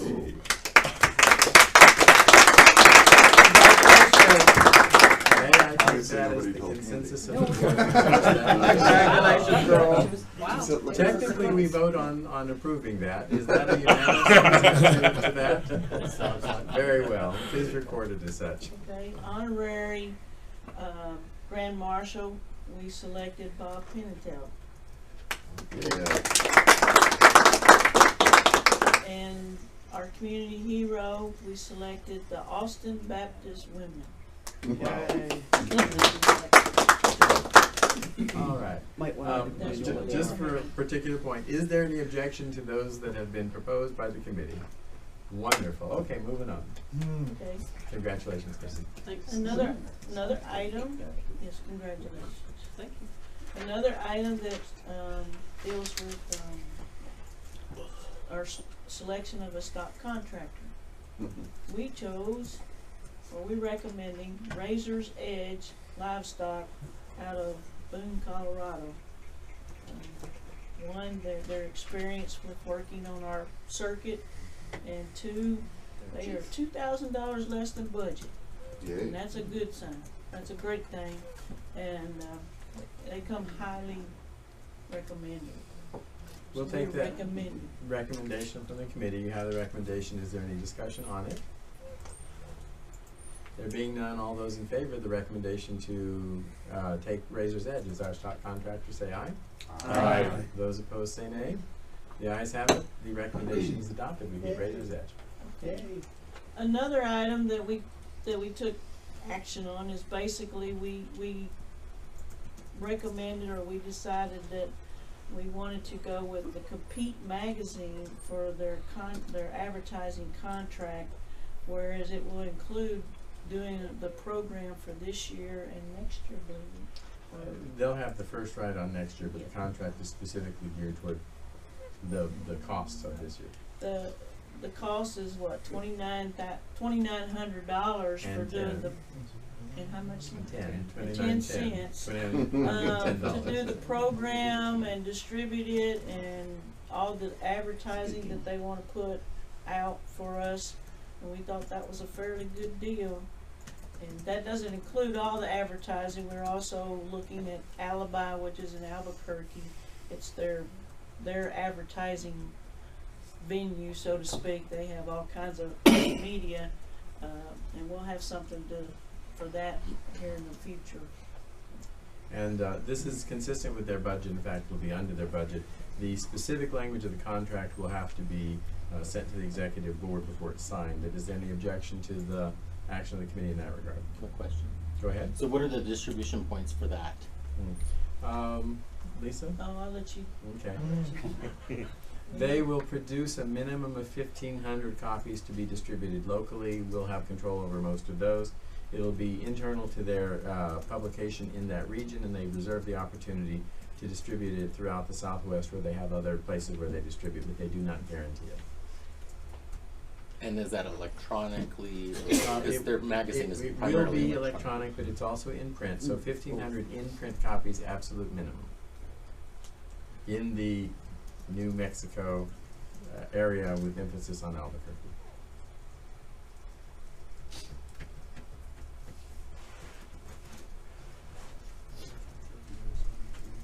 Yeah. I hope so. Any other question on that? So is there any objection to the committee proceeding in that fashion and the executive board finalizing the details when we see the actual contract? Very well.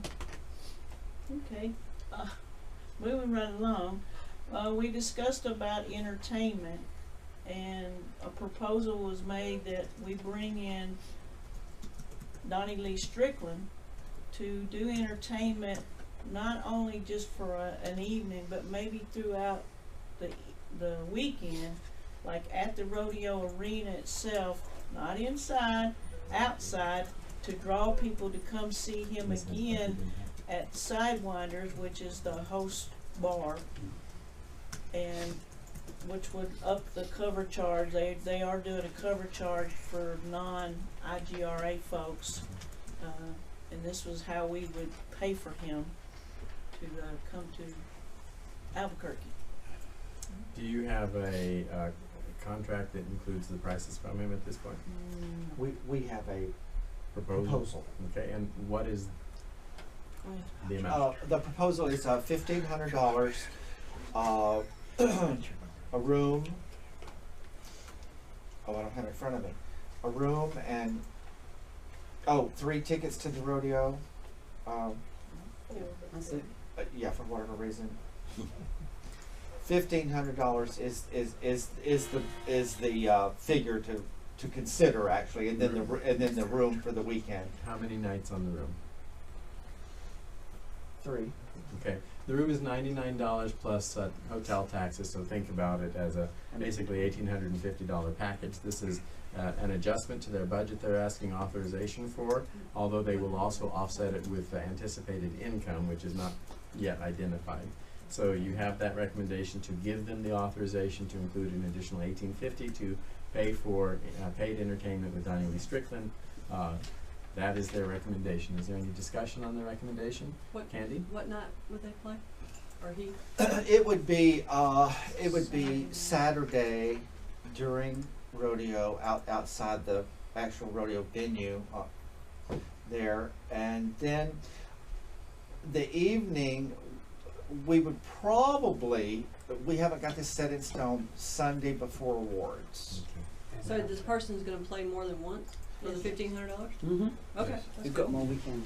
Tony? Yeah. Oh, well, that's what I didn't know. Package deal. Yeah. That is, I wish Tim was in here, but that is my impression. Okay. Tony? I thought the same thing.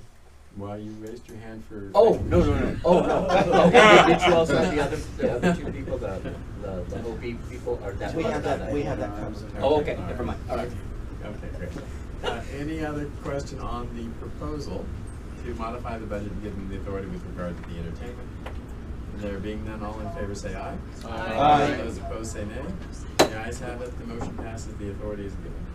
Thank you.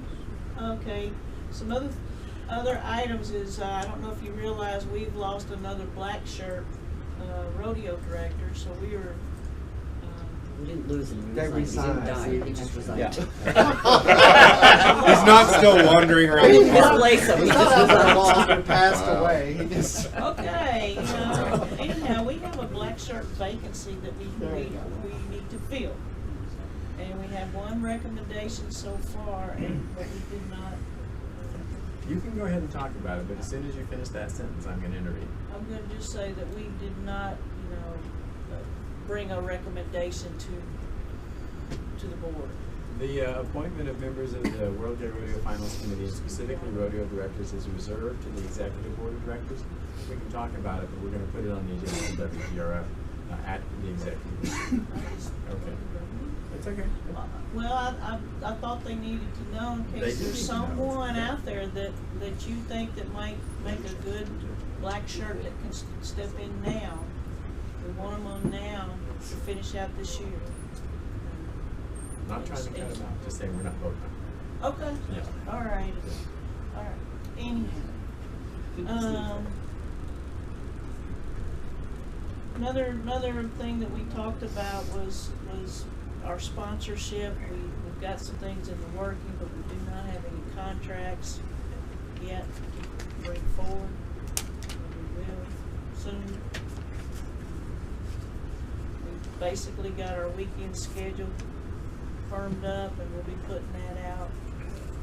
And the other thing was our website. I don't know if y'all realize there is a website out there, but we're in the process of putting the data, getting the content in there. Where's that? Yes, Michael? When you click on to go to that site, it just takes you to the IGRA homepage. It's now populated with information. Oh. WGRF. Did that just- IGRA-WGRF. Did that just happen? 'Cause recently. In the last week, I tried and clicked on the link and it just went to. I think what you're talking about is a link from the IGRA website. Correct. Okay. Different direction. Oh, Sorry. okay. That will be in place in the next few days. Okay. It is now 3 minutes after noon. They have a couple more items I would like to go ahead and hold through the end of WGRF before we break. See if there's food. Continue. We have an audit report. Good. We'll pick it up. Go on. You have more to. I want to finish with you if I can. Oh, That's what I think.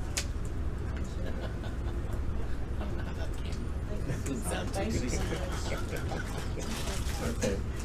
Any questions on 2017 WGRF for Lisa? Great. I'm going to ask Boogie, Marcus Hood, to give us some information on 2018 WGRF. Okay, for 2018, as the board knows, I believe y'all voted on it. It's going to be set for October the 25th to the 28th of 2018. It is going to be held at West World in Scottsdale, Arizona. As of right now, I've spoken to the gentleman out there, and with it being so far out, he hasn't really started working on the contract yet. However, he did send me a sample of a contract, and he also sent me the numbers of what the arena is going to cost.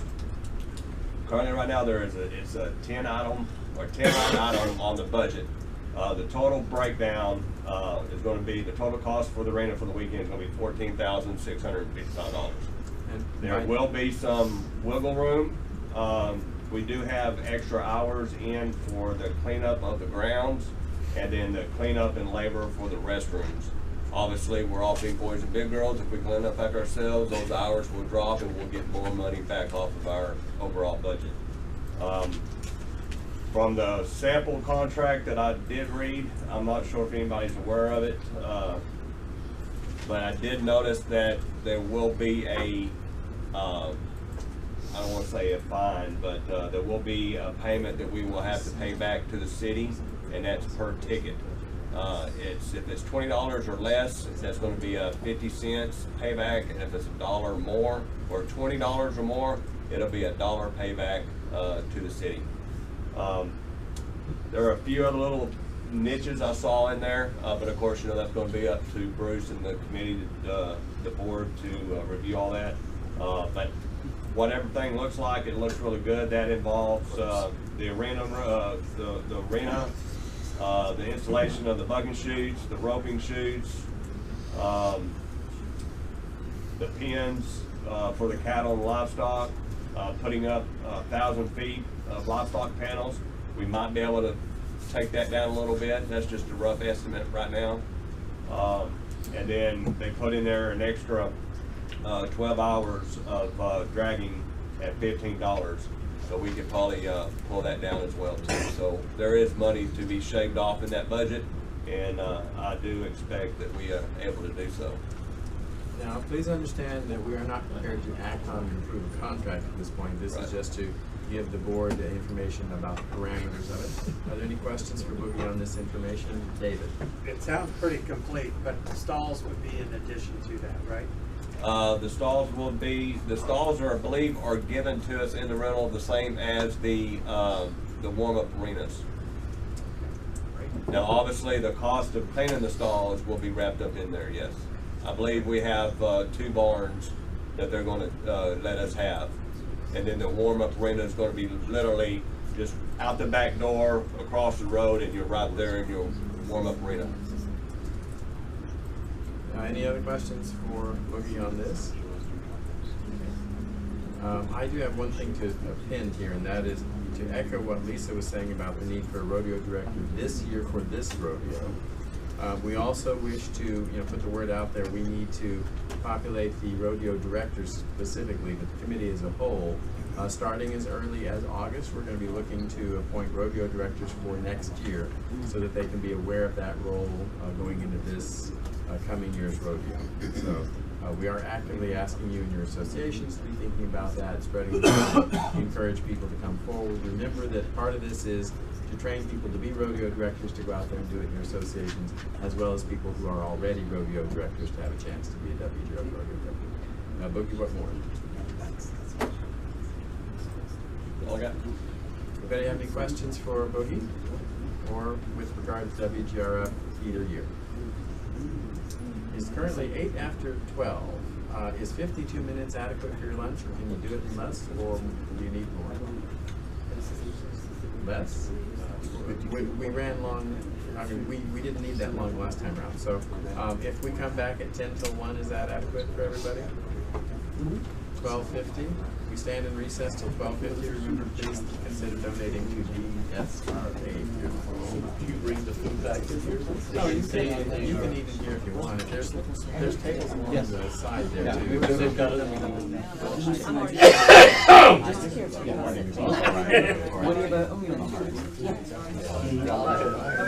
I like this one. Give me the hard one. Time is now 10 till 1, and I will reconvene this Board of Directors meeting of the International Gay Rodeo Association. I would like to start, and I hope you'll join me in thanking DSRA for our barbecue lunch. Thank you.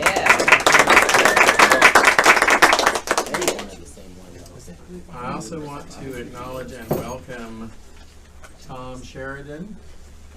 Well, Tom, who is our alternate trustee representing IGRA for this session. Sorry I'm late. I want to remind you that following the conclusion of this meeting, we will immediately go into executive board of directors. And then we'll break before we go into board of trustees briefly so that they get a break. But board of trustees gets their break while the executive board is doing their job. So that'll be how the afternoon goes.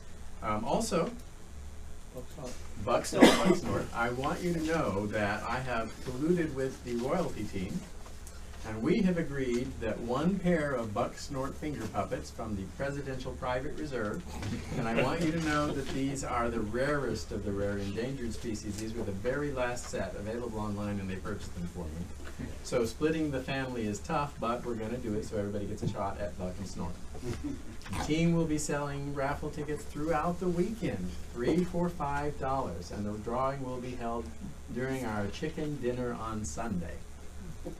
You may purchase more than $5 worth of tickets. For buck and snort. For buck and snort. For you to have a pair of these wonderful, amazing, and highly sought after finger puppets. Okay. We don't get choices in color, so. Sure you do, red or red. Yeah. Like your old Model T. Choice of color. All right, we'll move into the report first of the auditor, which we've now received, and I'll go ahead and read that out for you. This is the report covering January through March 2017. 3 months reviewed. Prior report to IGRA University for the period ending 12/31/2016. Reviewed January through March of 2017. The auditor says he had full access to the books and records and related reconciliation of IGRA. He reviewed the January through March 2017 bank reconciliations, and they reconciled and agreed to the general ledger. He reviewed the income statements and balance sheets for both months, which include a comparison to the prior year. The income on the balance sheets agrees to the income on the income statements, and retained earnings rolled forward appropriately. The income statements look reasonable when compared to the activity of the prior year and activity observed in the general ledger. He reviewed the general ledger for deposit and cash expense transactions from January through March 2017. There were 177 line items of deposits and expenditures. Some deposits and expenditures covered multiple lines of detail. Using a random number generator found at random.org, he ran a random sample covering 10% of the deposits expenditures, rounded up to 18 in the review period. All of the deposits examined tied to the general ledger, as did the expenditures in the sample of 18. Both the deposits and the expenditures appeared to be properly supported either by receipt or fees found on the bank statement. All expenditure support conforms to the IRS publication 463 rules on receipt limits. He is happy to report to the IGRA Board of Directors that nothing out of the ordinary was noted. He would like to thank our treasurer, as do we all, I'm sure, David Hill, for his continued excellent work.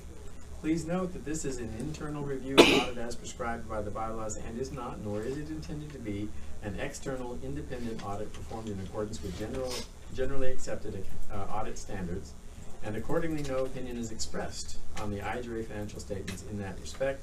Respectfully submitted by Ed Berry, our IGRA 2017 corporate auditor, dated yesterday's date.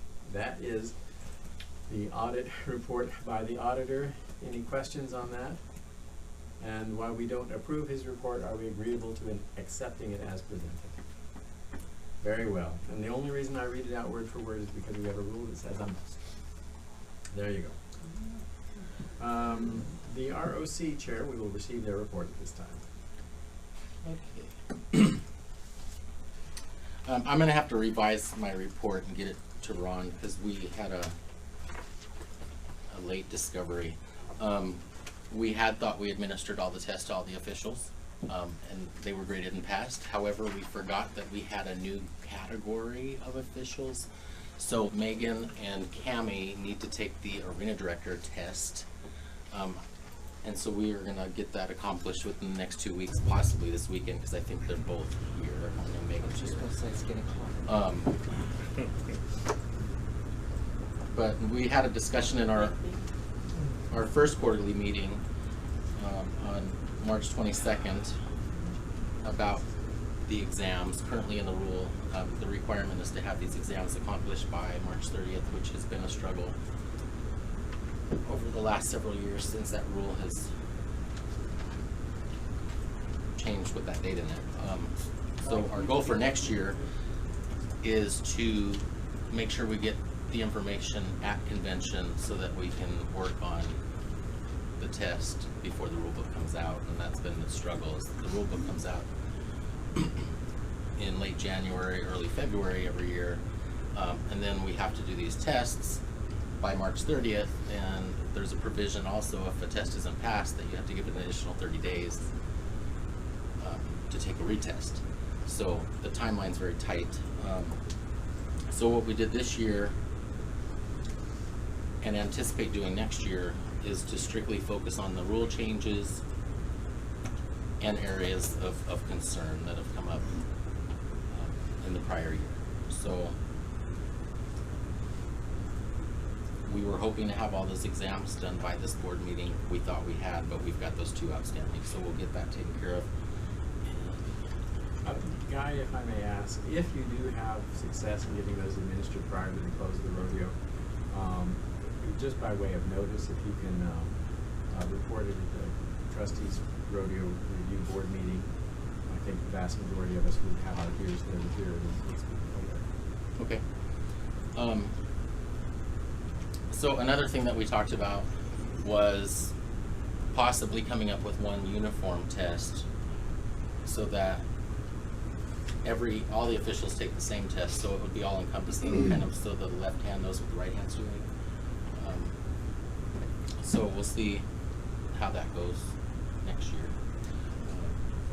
We've got 2 quarterly conference calls scheduled. One's June 28th, the other September 27th, and then there's going to be in-person meeting at convention on the 10th with the committee. Let's see. We have 4 new people, and for some reason I was under the impression the board had to approve this, and they don't. So only judges can. 2 people in the shoe coordinator program, that's Megan Fallon and Devin Garcia, who have worked arena for quite some time. And in the scorekeeper program, Liz McDonald and Stephanie Witkowski.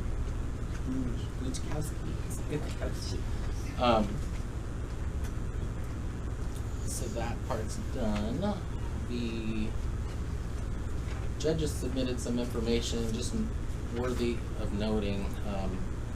So their areas they want to concentrate on this year is positioning, professionalism, their approach, knowledge of the rules, transfer of power during the events, from official to official, and from the official to the contestants and to the shoot crew and back to the contestants. Accuracy of their paperwork, having each other's back, and focusing on how quickly things happen in the arena.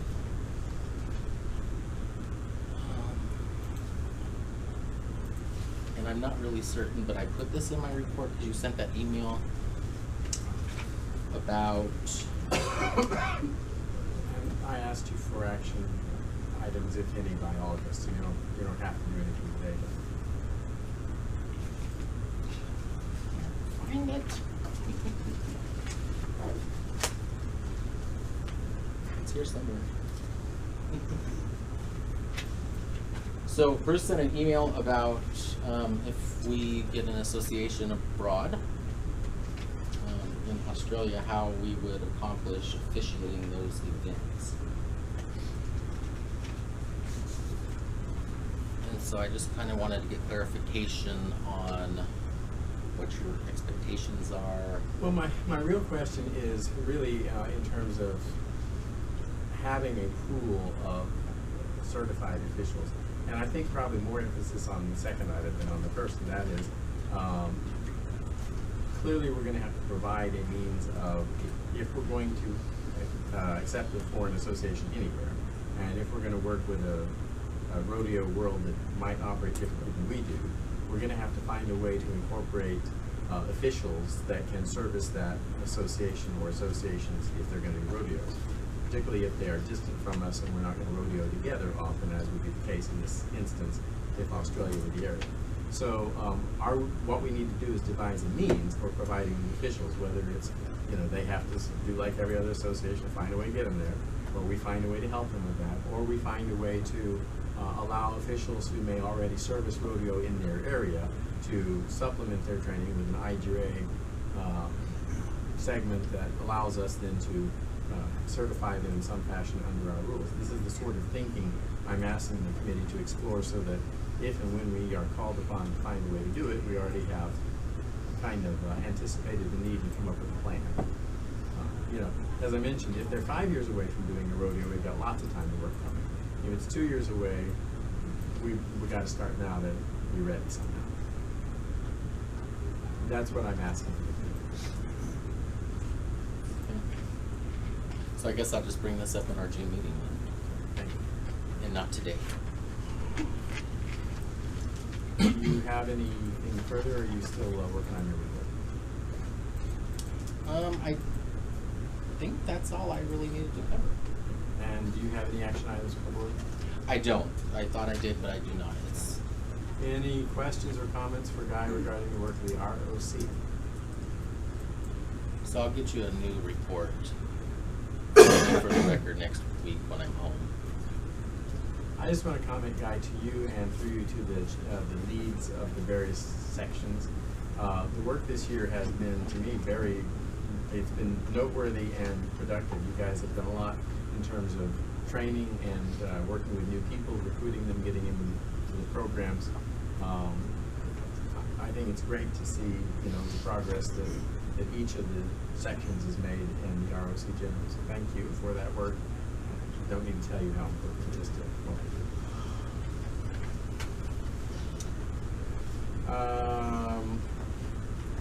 Let me just double check and make sure I've got all my little check marks where I'm supposed to have them. The only committee I had a question mark was Community Outreach, Fundraising, Diversity. You said we don't have anything further to have a report from them at this time. Is that correct? Okay.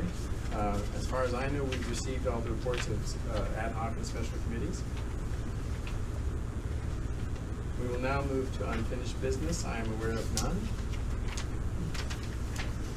Any unfinished? Then we'll move to new business. And we will start with directors and officers covered, which Tommy has already addressed to some degree. Tommy, do you have more on that? We will send out again the application so that you have it in front of you again. You won't have to go back and look for it. We encourage those of you who have not completed that application to please get it back into us. It is important coverage. I will comment as I have before when this subject comes up. What is the cost of this insurance at present? Dave, $240, $260? I think it's $231.75. Yeah, under $250. And I realize that, you know, you think as a member association it costs this much to be a member, it costs this much for our general liability insurance, then you're asking us to add on this. I do realize that the membership and insurance comes to a little over $1,000 per year if you take D&O insurance. I totally understand that. You've got the bills to pay and all that sort of thing. It is my opinion as a president and a board member, not only of this, but several other associations or organizations over the years, that D&O insurance ought to be required under our bylaws for every member association. That is, I believe we are not operating in sound business principles in our interests, our members' interests, or our association's interests if we do not have it. And someday, eventually, I'll write it down and put it through the convention and leave it to you all to vote it up or down. It's not my job to do that right now today from where I sit, but I will tell you I believe it is an obligation and we should have a rule that requires it. Ron. I have a question for David. David, will you clarify, because I'm sure somebody's going to ask down the line, with the D&O coverage, you want the checks made to IGRA and you'll pay it to Kayla, correct? Okay. It is a rider underneath our policy, so they invoice us and we invoice the association. I just was sure somebody would ask that down the line.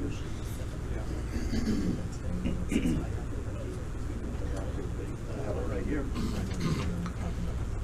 Without seeing this happen. Okay, we're going to move on through the new business, and we're going to take things more or less as they come. The next item is suspension of Standing Rule 14, Section 2, also referring to the bylaws, Article 6, Section 1. This has to do with the timing of finals rodeo. Currently, the rule requires that finals rodeo be no sooner than 17 days following the last rodeo, and no no sooner than 17 days closer to the convention, the annual convention. The reason this is on our docket today is we have anticipated, and our executive board and our rodeo committee have anticipated a rodeo in 2018 that would require us then to have convention, the week prior to Thanksgiving.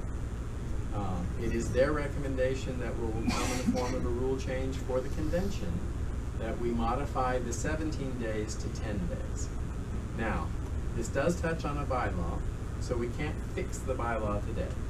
But I'm going to ask you to vote to suspend the standing rule cited as an indication to them and to the association that we intend to go and make that change to the bylaw so that our next convention is allowed to happen when it wants to happen, and that we can have our finals rodeo in the week we want to have our finals rodeo, which is the week right before Halloween.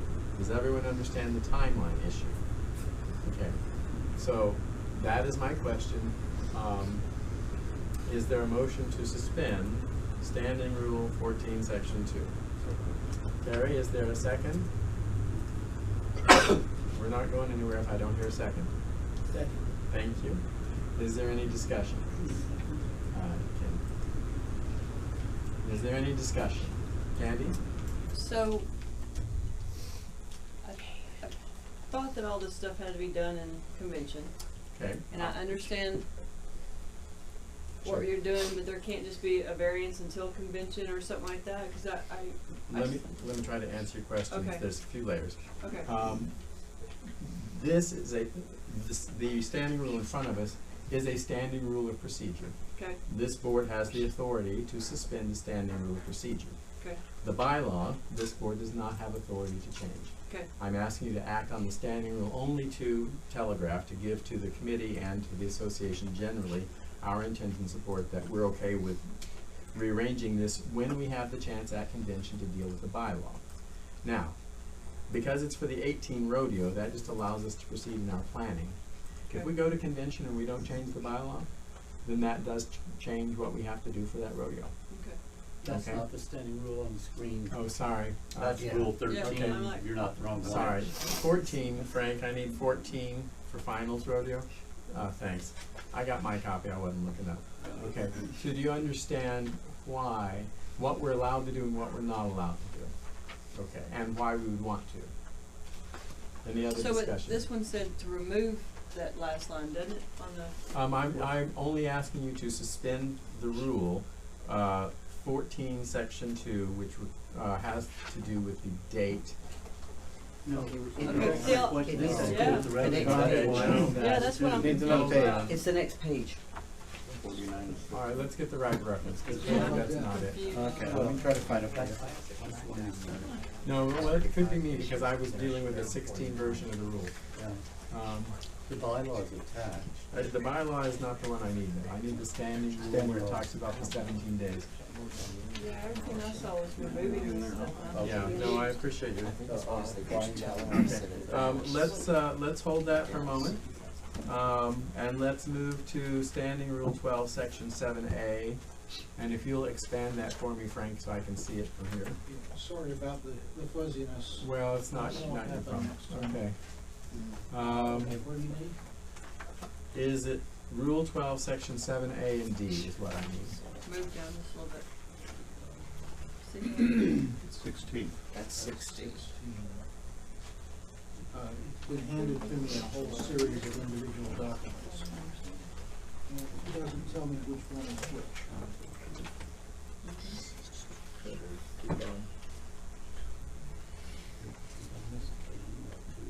Yeah, but it's done. 12, section what? 12, A and B Section right there. 7, paragraphs A and D. There we go.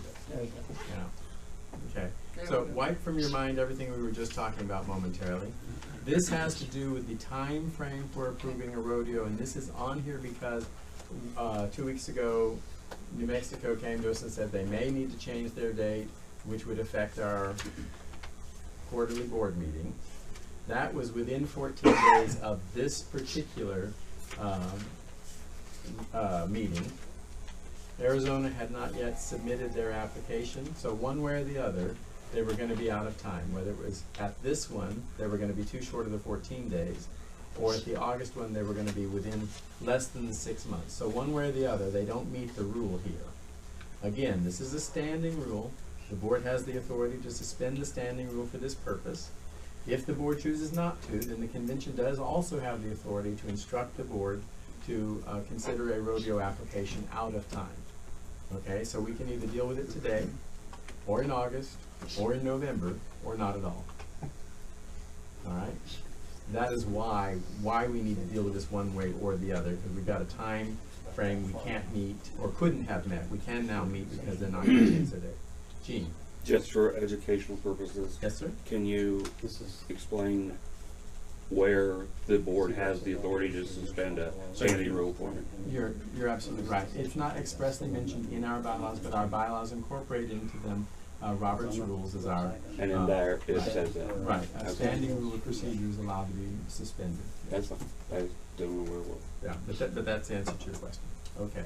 So we have an application submitted, which we cannot consider today without this rule. Is there a motion to suspend this rule in order to allow the application from IGRA to be considered? So moved. Tom, is there a second? Second. Liz, any discussion on the motion to suspend for that purpose? Yeah. Brian? Bruce, I totally support the concept and understand the reason. I think we've been through this before, and maybe we need some education on it about what this body can do or not do. My belief is that we can suspend the rules of how we operate within this room. You can say we're going to do this or not do that. I'm not really sure, I'm not really clear on whether or not you can vote to change those rules. We're not voting to change it. Or suspend those rules. That's a different thing entirely. So I'm not clear on whether or not we can vote to suspend those rules. Because theoretically, we could go to any page, any line there, and vote to suspend anything on those rules. That makes no intuitive sense to me.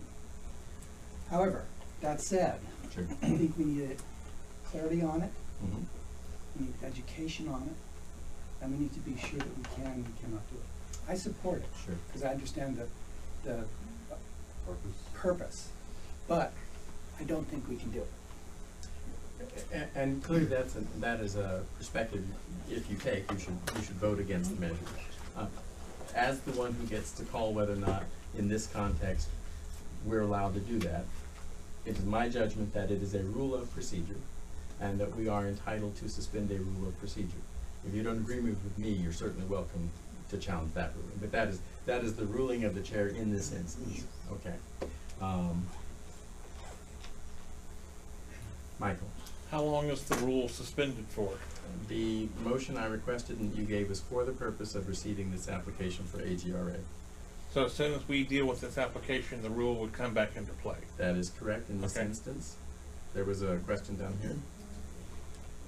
Remind me one more time what we're trying to accomplish. Okay. I will tell you that when we created the agenda, we had a conflict between two requirements in our rule. The 14-day notice prior to considering a rodeo application, because we were too short in receiving the application for this meeting. And in the instance that the date that New Mexico had proposed for changing their rodeo to, which would have necessitated changing the board meeting, they would have been too short for the 6 months prior to a rodeo. So one way or the other, they could not, under that circumstance, meet the requirements for having their rodeo application considered and approved by the board. There was a necessary conflict at one end to the other. Today, that conflict does not exist because they have told me they're not going to ask to change that date.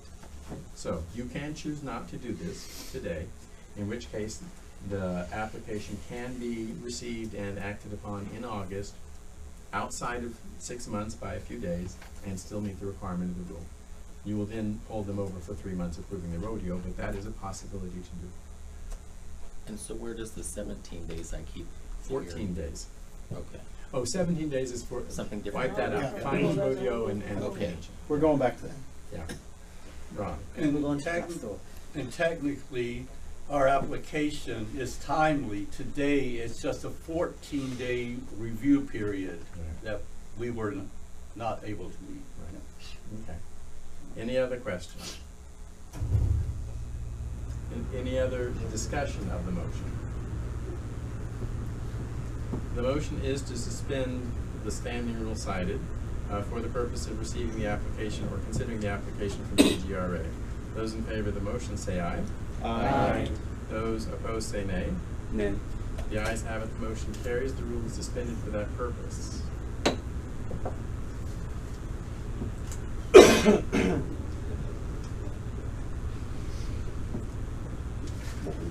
Let's go ahead and deal with the application and have that bit of business done, if you may. The application has been forwarded by email. It is the only application pending today. So we have the application of Arizona Bay Rodeo Association for their rodeo to be held, a limited rodeo at the Corona Ranch. Where's the date? February 16th to 18th of 2018. Is there a motion to approve the application? Terry Covington, is there a second? Michael, is there any discussion on the motion for the application? Lisa? I thought in our review that we talked about the location, about moving, or y'all would move that rodeo to another venue. Ron? It was talked about, but IGRA can't tell an Right. association. However, it's not possible to move it now because a contract before had been initiated and signed by somebody else through 2021. I have no control, over that, and I could not do it because of that. I just knew you were gonna look into it to see if you could get it moved. Well, I can't Get it tell changed. with the contract. Roger, Jack? IGRA cannot tell you where to hold your rodeo, that's correct, but we don't have to sanction it if we don't agree with that arena. That's true.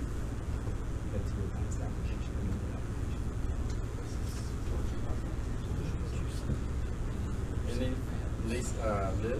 Just a question, if you have to apply for a variance for this arena and they cannot provide an arena the size that we require for IGRA, is that not grounds for breaking your contract? Or would that give No. you some grounds for breaking your contract? No, because the variance is included in the application for the arena size. Any further discussion on the motion? Motion before us is to approve the application of IGRA for a limited rodeo at the Corona Ranch on February 16th to 18th in 2018. All in favor say aye. Aye. All opposed say nay. Nay. In the judgment of the chair, the ayes have it, even though the nays are pretty strong about it. Therefore, the motion carries. Does that be 2/3? I'll double check the rule. Can you find the issue? I think we should send it. Call for an extraordinary measure. Make sure the right people are voting. Oh, I just thought, I think it's 2/3 for that. Just checking. I could have, It's routine business. but I didn't. Okay. Y'all, I have to read a rule, so kind of keep it quiet while I do that. Well, it has to. Right. Hold Okay. Rodeos shall be sanctioned by the Board of Directors. A majority vote of the board will be required to sanction a rodeo, and elsewhere it describes that a majority is 50%, is greater than 50%. We would call it an extraordinary measure requiring 2/3 otherwise. So it is a simple majority, and therefore the motion passes. Okay. Call for a hand Call vote? for hand count, please. Absolutely. A hand count has been requested. Mr. Vice President, you'll be on duty here, and Mr. Administrative Assistant. On the question, shall we grant IGRA approval of their application to hold a limited rodeo at the Corona Ranch, February 16 to 18? Hold on just a second. Can I make sure everybody knows what we're voting on here? Should we discuss it? Is everybody clear about what we're voting on? Started voting. Asking if they're clear is one thing, but he asked, can we discuss it further? The answer is technically no, because we've already started. Okay. Candy? Okay. No, I'm fine. This is what we're talking about, right? So the motion again is to approve the application for IGRA to hold a limited rodeo at the Corona Ranch, February 16th to 18th of 2018. Those who vote in the affirmative, trustees and alternates, raise your right hand.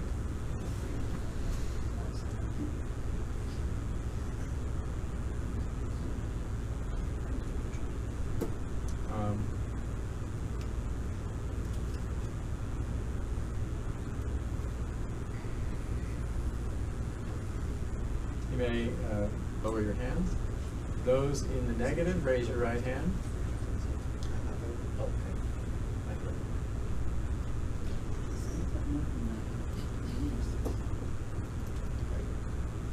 Got the count? Yep. You may lower your hands.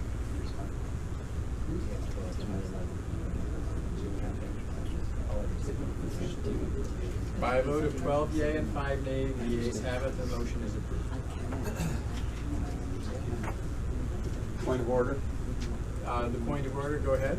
So if a contestant now shows up with a horse that's never competed, unless they've registered, they won't be allowed to compete, as I understand the way we just voted. We'll let the rodeo director address the question of a limited rodeo for you. That is not correct. And if you read that, and it was sent out purposely, hopefully people would read it, all new contestants will be allowed to compete. It's other who have an IGRA number and do not pre-register.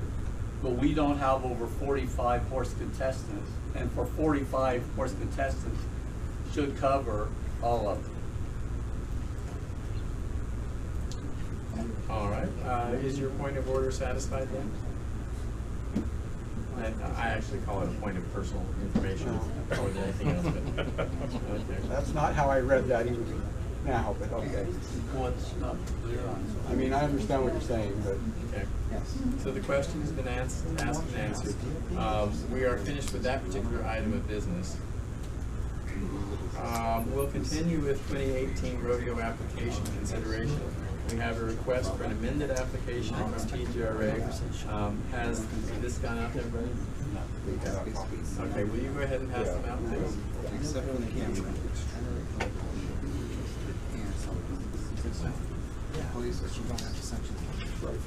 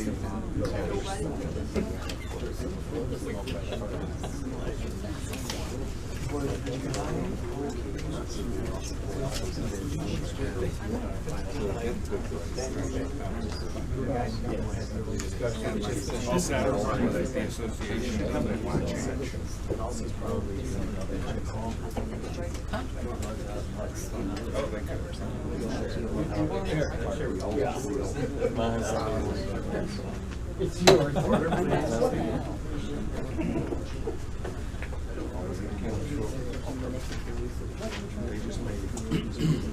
We have a request from TGRA to modify their rodeo application by, I believe, yes, there it is, requesting a variance regarding the barrel pattern to use the laser light system in the arena and to change the date and time of their rodeo, date and location of their rodeo, from what had previously been approved, and I'm not going to look that up for him, to April 6th, 7th, and 8th at the Diamond T Arena.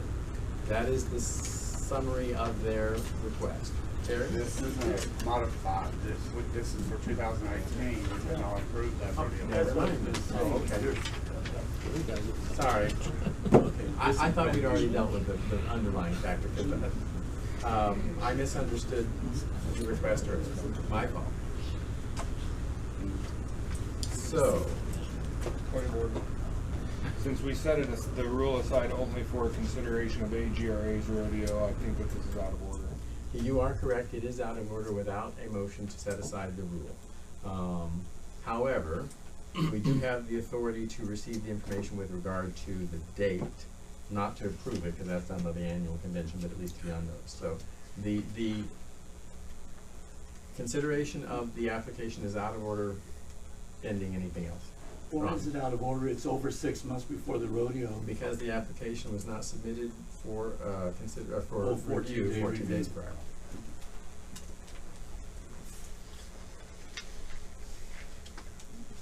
Is there any motion with regard to the application?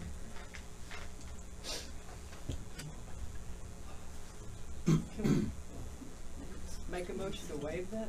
You certainly may move to do for them the same thing we just did. Waive that 14 days. I believe Candy has just moved to suspend the same standing rule for the consideration of the TGRA application at this time. Second. Is there any discussion on the motion to suspend? I guess I don't see the need. If we still take this up in Santa Fe, it still meets the 6-month requirement, and the 14 days notice is obviously met. So I don't see a need for us to even take it up today.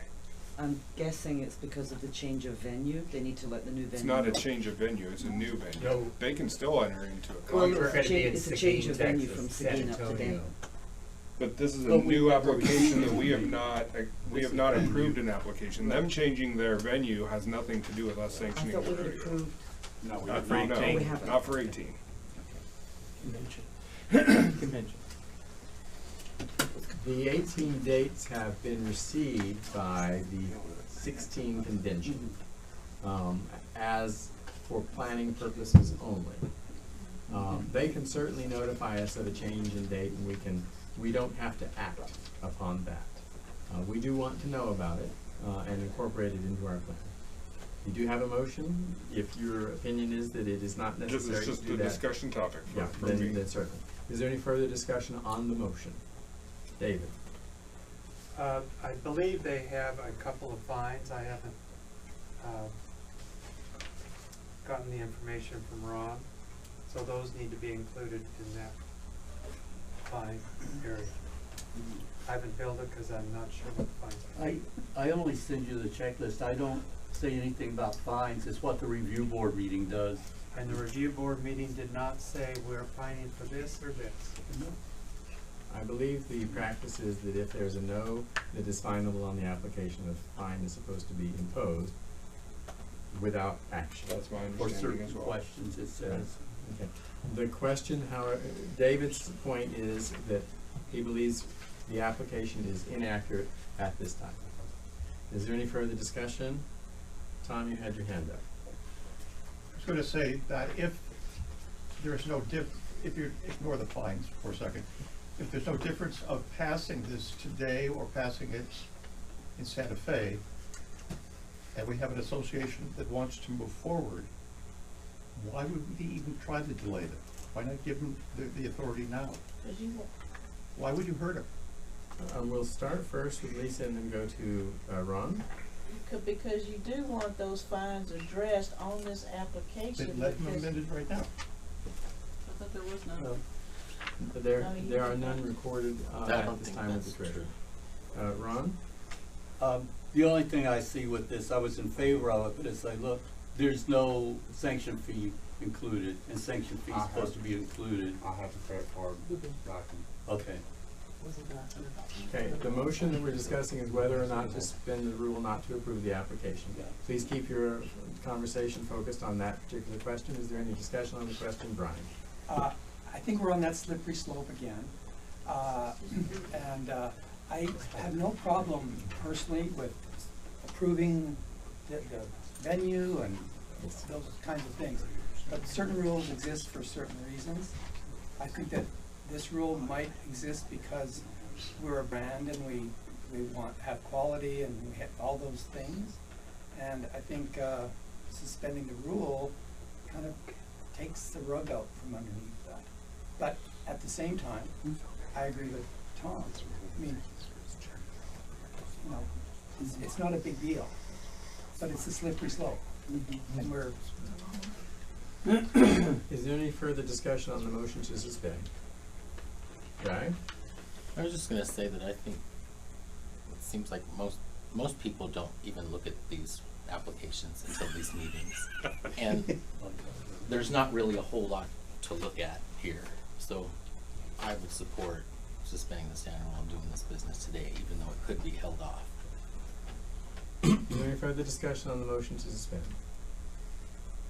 There being no further discussion on the motion to suspend, all in favor say aye. Aye. Those opposed say nay. Nay. The ayes have it, the motion passes, the rule is suspended. We will now consider the application. We are told that the credit card is ready to pay and that there are currently no pending fines that should be on the application. Gene. I can tell you that this wasn't relevant until right now, but I can tell you that there was one box checked. I officiated at led that meeting. There was one box checked no on that would be a finable offense that will be amended at the trustees meeting. Thank you. Yeah, I asked which box you're talking about. It's the one about whether rule, is it 9? Rule 9. And Rule 9 was there in its entirety, and it was. I looked at it. When I had you send it to me, the contract. So there would just be fine about the goats? That stays, that's the Correct. same. So Correct. there is a fine that should be. Well, I did want to make sure that there wasn't. Yeah, with the 9, yeah. Okay. I agree. If I may intervene just briefly, we're dealing about something that internal in our process, we have not managed to get to the finish line. Not trying to get anybody off the hook for a fine, I'm just saying that their application as it stands is in order, based on the fact that we haven't given them the fine yet, okay? Beyond that, I have no comment. Roger, you had your hand up? No, I just wanted to reiterate that the application should read that there is still a fine that should be assessed for the goat situation. Understood completely. Michael? For the variance, I'm not a contestant, but I am a big proponent of consistency and repeatability. And so using the laser lights for the barrels is a different footage from the walls and so forth. And to me, it would seem you want to do the same pattern or spaces, and that's just more of a question, but that was raised a flag with me. I saw Candy's hand first. I'll answer that. That is facilities used for weekly and huge barrel races that are very successful. The pattern was changed drastically. One reason that I didn't compete and pulled Doreen out because it was kind of a little dangerous because some arenas don't fit our huge pattern or whatever, and these people know best, and the ground is, conditioned for that, and you have laser lights that, there were plenty of room off the fence, plenty of room to turn and stuff like that. We moved them way out of that dirt into a different dirt, closer to the fences. It was a little crazy and everything, and something that could be run really fast, and you could set the barrel up really fast because of the laser lights and stuff like that. It's one of the reasons we're asking, and we're asking it to be consistent. And you had a lot of people not run for that deal, so you would have a lot more people enter our rodeo had they that they're set on where they're normally. Thank you. Okay. Gene, you had your hand up? It goes along with the same lines. Every time we approve a variance for a smaller arena, then the possibility of not being able to comply with the layout of a barrel pattern or a pull pattern exists. So the consistency and the regularity is not there throughout a whole process. So the laser lights, or they actually, in Santa Fe, they actually have stakes and ropes in the ground to mark where they run their patterns. The size of the pattern doesn't really make. Okay. Is there any further discussion on the motion with regard to the application, Terry? I know at this rodeo, most of the barrel contestants was throwing a fit because we was going to the IGRA footing instead of the lasers. That's one of the reasons we're requesting it, is because of contestants requesting it. Any further discussion on the motion? None appearing, all in favor of the motion to approve the TGRA application as presented with the variance, say aye. Aye. Those opposed say nay. The ayes have it. The motion passes. Texas Rodeo will be in the Diamond T Arena April 6th to 8th with that variance from the variance. Thank you. I have a question. Guy? So, because it keeps getting tossed around, what is the proper venue to ensure that the fine is reconciled today? Because I was at the post rodeo review meeting and asked that we had specificity on the checklist, and I'm looking at the checklist, I don't see that specificity, and so I don't want to leave today and have this looming over TGRA's head, because if I'm not mistaken, it was one goat that was used, and then we stopped. But and that's a per go fine, right? $50 per go. $100. Right. So it's $100 per go. Okay. So they owe for one go, one use, right? That was my understanding. Okay. So without context, other than that, they owe $100 based on the checklist. David? Well, that's what my question was. You know, just check it off. I don't know what the fine is for. Sure. And that's why I like it in the minutes. So normally, because this deals with the checklist, I would defer to trustees on that. I will say it has a foot in each side because it does deal with the business of IGRA to follow and collect the fine, so it is appropriate here. Roger, Mr. Chair, how would you like to approach this? Well, I personally thought that it was explained in the checklist that we've used for a while that says items with a no checked above will result in an automatic fine by IGRA. Right. Now, I haven't seen this checklist, but it does note one use of one goat. Is that correct? But it is checked no in the checklist for the goats in that section. So the mechanism that is lacking is which entity or person in IGRA looks at the checklist, analyzes the no's and the information therein, and assesses the fine. That's what we lack. Because there's an explanation here, but it doesn't say, and I asked at that meeting to make sure, because of this very reason, that it was in there and it's not, so. Okay. Well, I misunderstood what you said at the meeting too then, Guy, because I was, chairing the meeting, and I thought what you meant that it needed to be specified was that there was one goat used for one go, not what the specific fine was. The box was checked no, which should have generated the fine, and then the specificity of the one goat for one go was added. You know what I say? It says one go on Saturday for goats happened. Right. On Saturday before the event was moved to Sunday as a total restart. Right. So, as a total restart. Yeah. Yes. Well, now that is a horse of a different color. Yeah. Not having been there, you just told me there's no fine because you started to go again. Well, it's intended use or use, so they used it. Okay, all right, fine. All right, then I'll certainly stand by that. Now, the question is, neither the secretary nor the treasurer want to take it upon themselves to assume that there's something final. They want somebody or some mechanism to tell them to impose this fine in the book. Okay, that's what they're looking for. Now, if we want to give one or the other or both of them the authority to go, oh, there's a check mark, yep, there's a goat, that's $100, we can do that. What they are probably asking is whoever finalizes the checklist does the math, and there's a space at the bottom that says X number of dollars. So, can you get your pen out, Gene? Mr. Trustee Chair, I'm going to ask you, chair to chair here, how do we want to proceed in reconciling this administrative task? Oh, I guess that we can add a box to the checklist as you've discussed.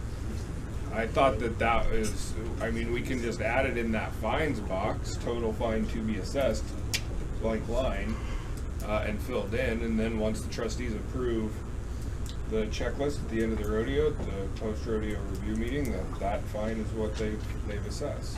Okay, I'll just ask you, reaffirm that in your meeting later. They're all here hearing it, so Ron, can you put that on the agenda? And Gene, I see your hand up.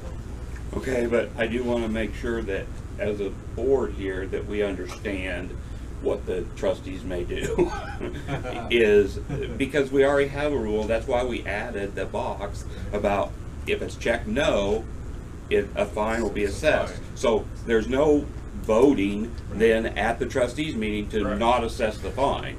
I mean, and we used to do that. We used to do that years ago. We have decided at that point that whether we would go ahead and let that time slip. And that's the whole reason that we came back to that exact thing on the checklist that says it's going to be automatic for these things. And I just want to make sure that have that out on the table when we go into the trustees meeting to talk about this, because to me it says right there that if it's checked no, there's going to be a fine. The comments tell you what the fine was for, and the rule book tells you what the fine is.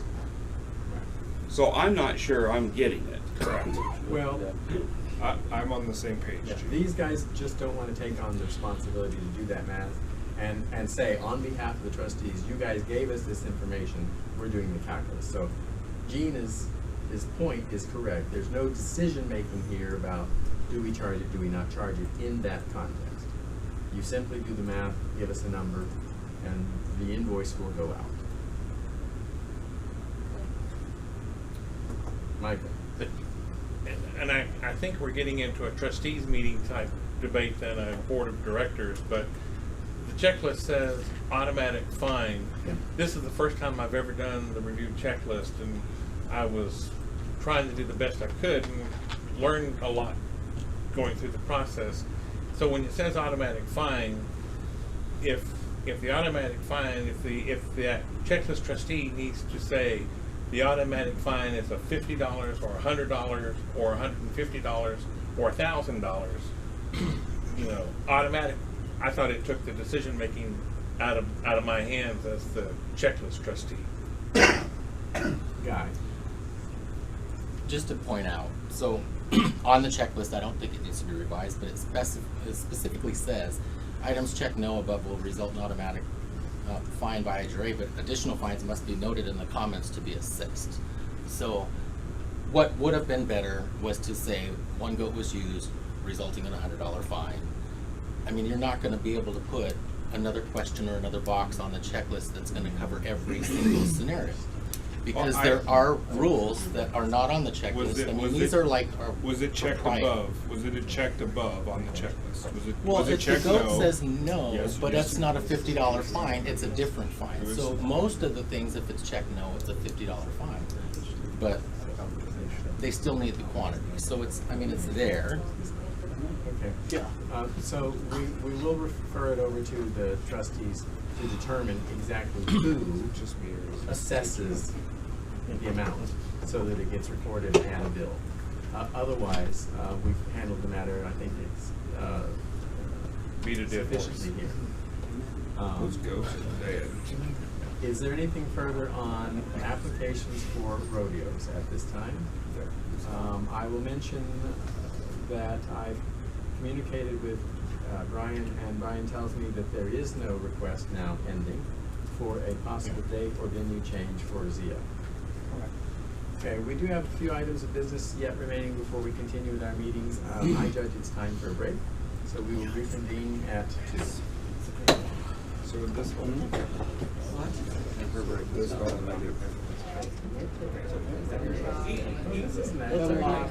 No, this isn't. These are pretty easy. Hey, come on back in, kids.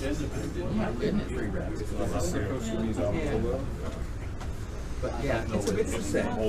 All the sections of rules, not just for told that items. right, and it's not in there. Right.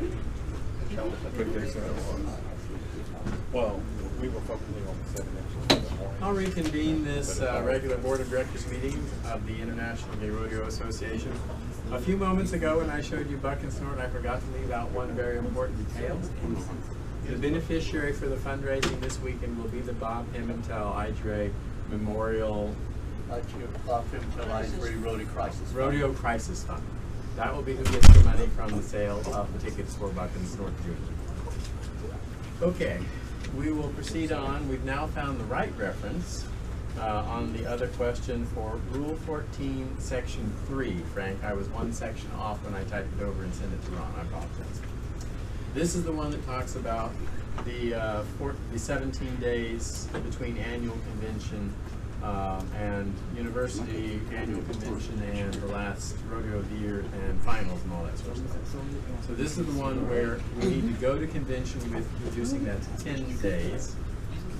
But we need to let the committee know that they're okay to go ahead and proceed with what we have going on.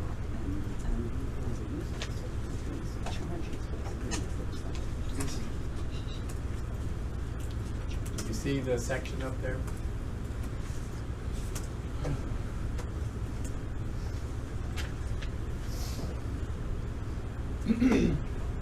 Is there a motion with regard to this rule? So moved. To suspend. That was Tom, was it? Yes. Is there a second? Dave Holman. Is there any discussion on the motion to suspend 14.3? I guess I just for clarification. Yep. We're talking about convention 2018. Yes. We have not even set those dates yet, correct? So why is this important to even do? Because World K Rodeo Finals is the last week of October, which means to keep 17 days, that means we cannot have convention prior to the third week of November. Our preferred dates for convention are the second week of November. They're the preferred dates, they're not the set in stone dates. That is true.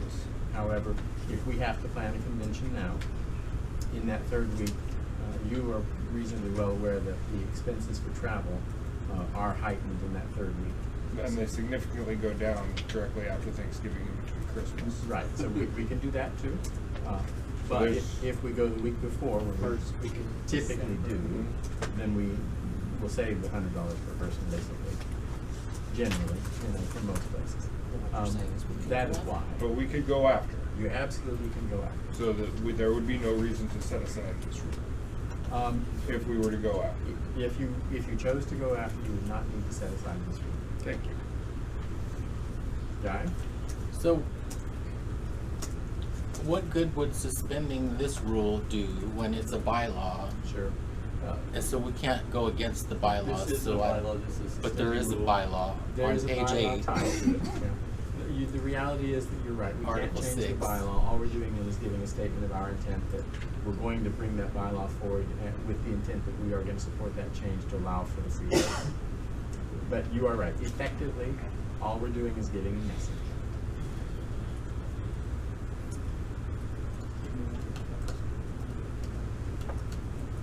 Is there any further discussion on the motion? The motion is to suspend Standing Rule 14, Section 3 regarding the time frame for scheduling annual convention with relation to final rodeo. All in favor say aye. Aye. Those opposed say nay. Nay. The ayes have it. The motion passes. The rule is suspended. And I will ask that we note that the bylaw remains in place. We need to send to the bylaws committee the request that a change be presented.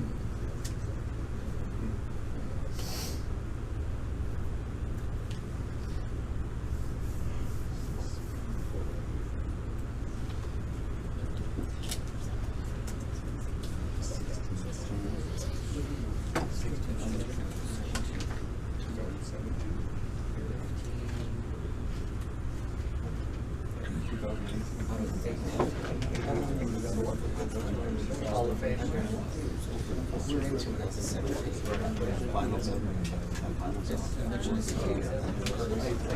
Thank you.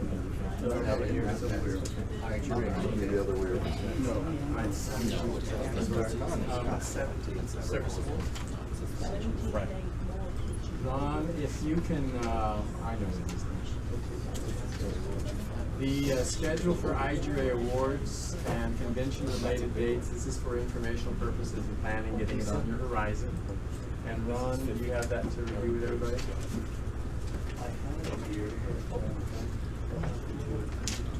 Oh, right here.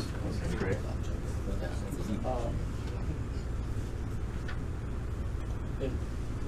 So what do you want me to do?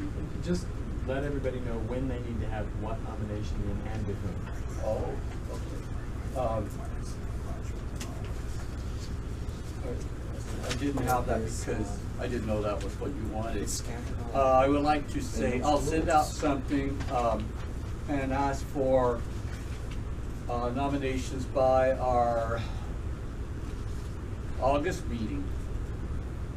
Will be the time I will need, and, well, I'll give a date before that, but so we can review them and vote on any appropriate ones in the August meeting, to have time to get them all made before convention.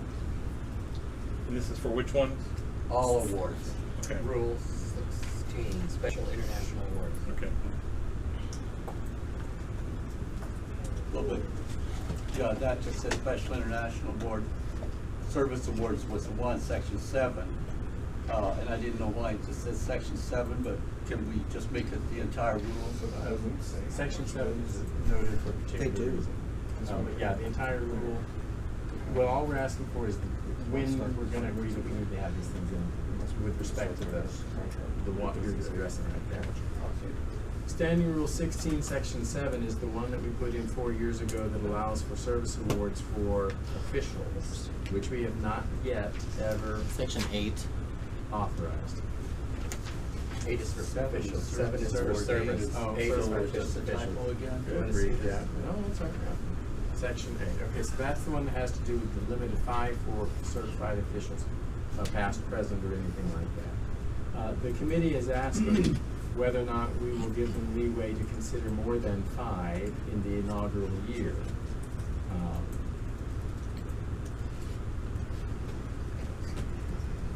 Well, the only reason to see why not is because like that. So it simply says IGRA will pay for no more than 5 per year. Now we have not paid for more in the past, and nobody has, but you know, Michael?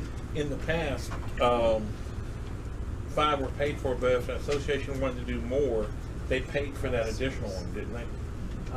You were speaking about a recognition, special recognition. Okay, sorry. This is an award we've never bestowed. Okay. Right. And it just simply says that we'll pay for no more than 5. There have been years when we've done 6 or 7 international trustees awards. If I do more than one president's award, I assure you I get an invoice. Yes. Thank you. You know. So the question is, will we allow them the latitude to have more than 5?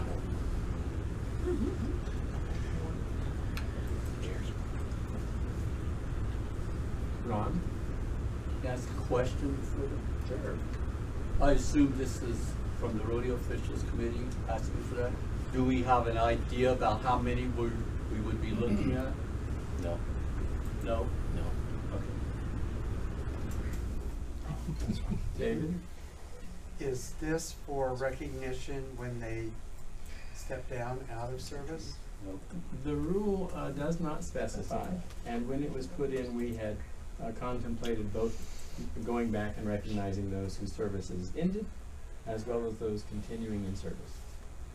However, the rule leaves that latitude up to the Rock about who they recommend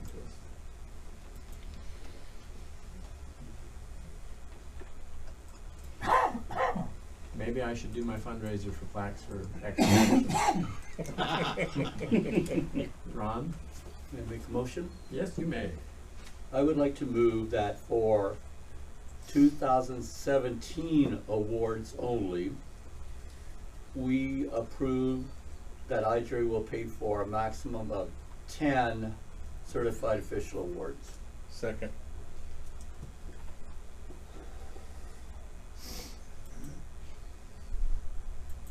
Tom?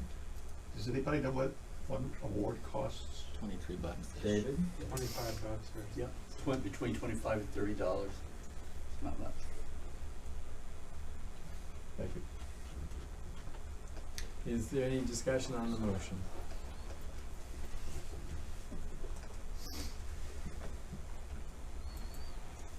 Is there any discussion on the motion? None appearing. Those in favor of the motion to allow a maximum of 10 awards for officials in 2017, say aye. Aye. Those opposed say nay.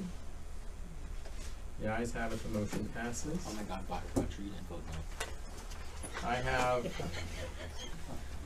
only the notation that Bob Pimentel's Celebration of Life is to be held tomorrow in Arizona, and we would like to invite everyone to join together for a video message to be recorded at some point tomorrow morning when we can find the time to do it.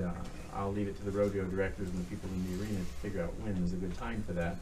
But they would like it to occur, you know, by or about noontime-ish here so that we can get it over to them and they can have it queued up for the celebration. So, you know, I don't want to task you with an impossible thing, but if we can figure out a way, even if we have to do little groups 2 or 3 times, whatever it is, we'd like to be able to send a message from us to them since so many of us cannot participate personally. Is that possible to work out? I'll have to talk to the rodeo Yeah, well, I mean, Yeah. all we need is just a place and a time where it's not gonna interfere with things and, you know, somehow or other, so that, you know, I don't wanna bring the whole rodeo to a stop, but I wanna give as many people as a possibility to do it as can, you know. I see no further new business on the agenda. Is there any further new business? Just a question. Yes, Tom? Regarding what we're talking about a video presentation that you said tomorrow, would it help to do it tonight? Absolutely. It would be absolutely perfect to do it tonight while I we're mean, all over there. it just might be a little bit easier. Yeah, no. No, You know, just in time to edit the it. exact win is less important than that we have the chance for as many people as possible. Thank you, Tommy. David? TGRA has now received an invoice for rodeo fine. Rodeo Rule 9 in its entirety was not included in the you stock got that? contractor's contract, You got it. $50. We don't. Rodeo we don't fine, have the improper goats contract, were so used for we said one we run send that to of the you. event before proper We goats talked were about that in used, concept. $100 Utah fine. and- Just for your information, going to the next meeting.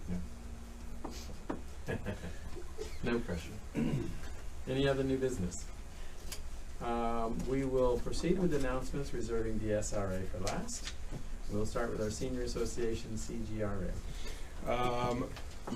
The president misspoke on the dates of RMRR earlier during our meeting, but I wasn't going to say anything then. 7th, 8th, and 9th are the true and correct dates for RMRR, and we look forward to seeing you all there.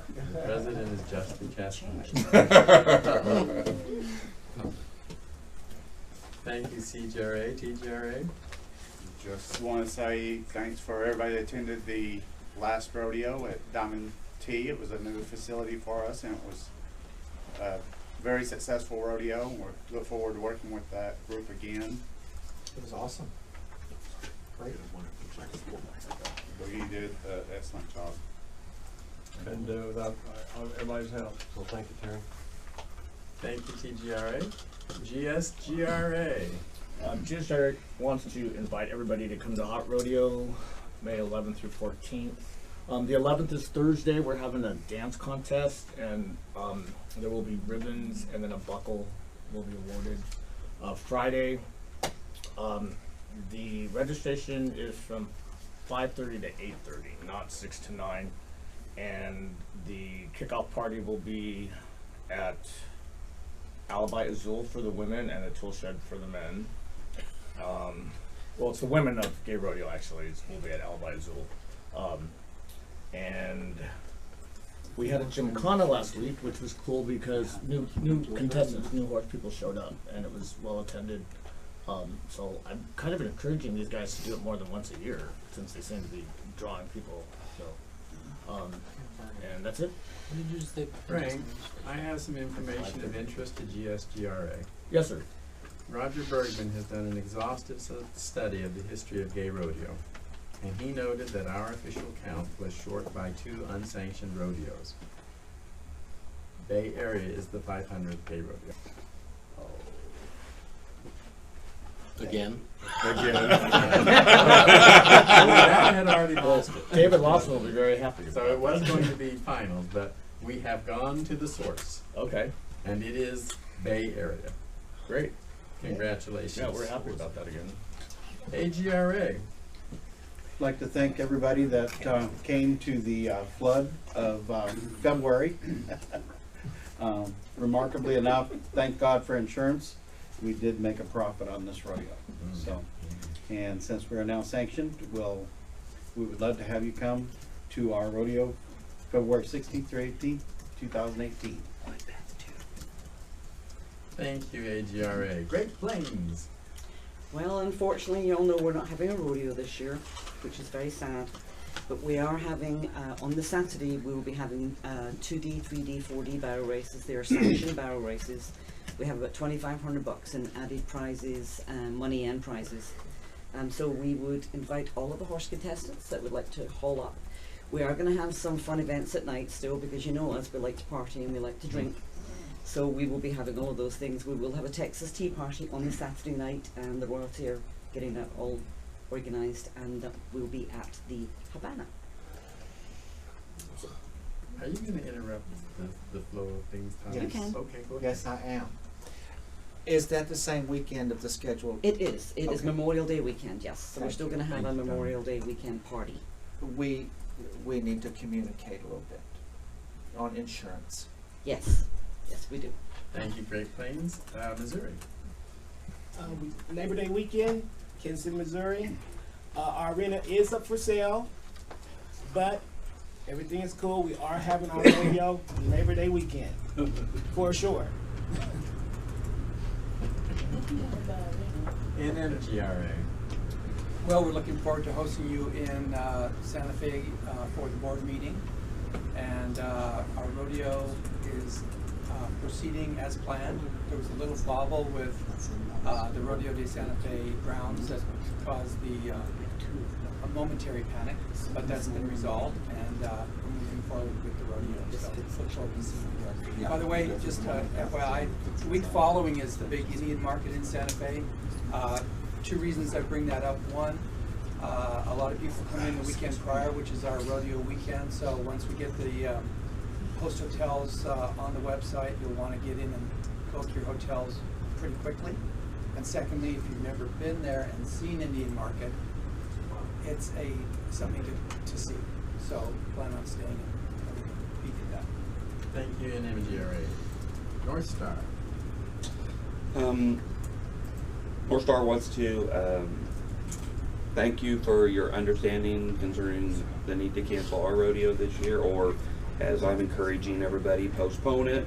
We are still on the future 2018. It was certainly necessary this year to do that. Of course, now I feel a whole lot better that it wasn't my fault that Nevada didn't get the 500th rodeo, but It is what it is. I think it's wonderful that it's finals now that's going to happen. other than that, we're continuing to move forward. So. Oh, I thought it was finals. So. Where were you finding this thing? Thank you, Chief. And we should talk over it like that. ASGRA. Excuse me, would like to thank DSRA for a delicious lunch.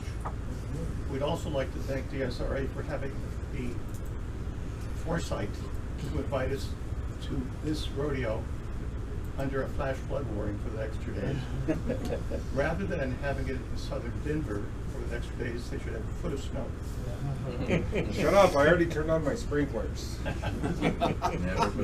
6 to 12 tonight. It truly is. And those little holes where the water's supposed to. Thank you, Tom. NGRA. We just want to remind you that Bighorn Rodeo is back on the calendar, formerly known as the 500th rodeo. It is still the last rodeo of the season before finals of September 22nd through the 24th. Thank you, guys. ILGRA. Well, ILGRA is still kicking. Got some new blood coming through for royalty kind of going on. I thought it was kind of fizzling out, but we had a board meeting a couple months ago, and they determined that they still want to raise money. They want to hold their 501c3 together and raise money. They're operating very locally.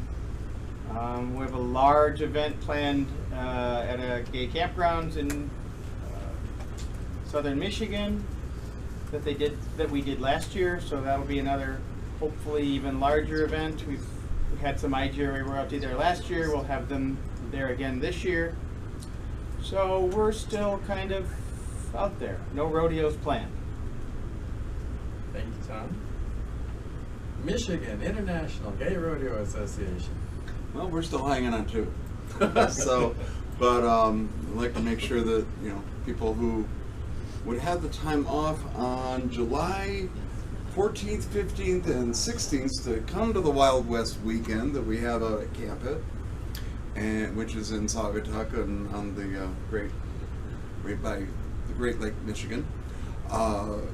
We had a great time. I was there at that event last year, and we had an absolutely great time.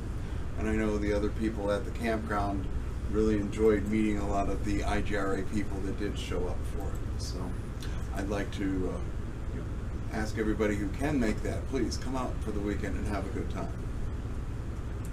Thank you, David. Red River.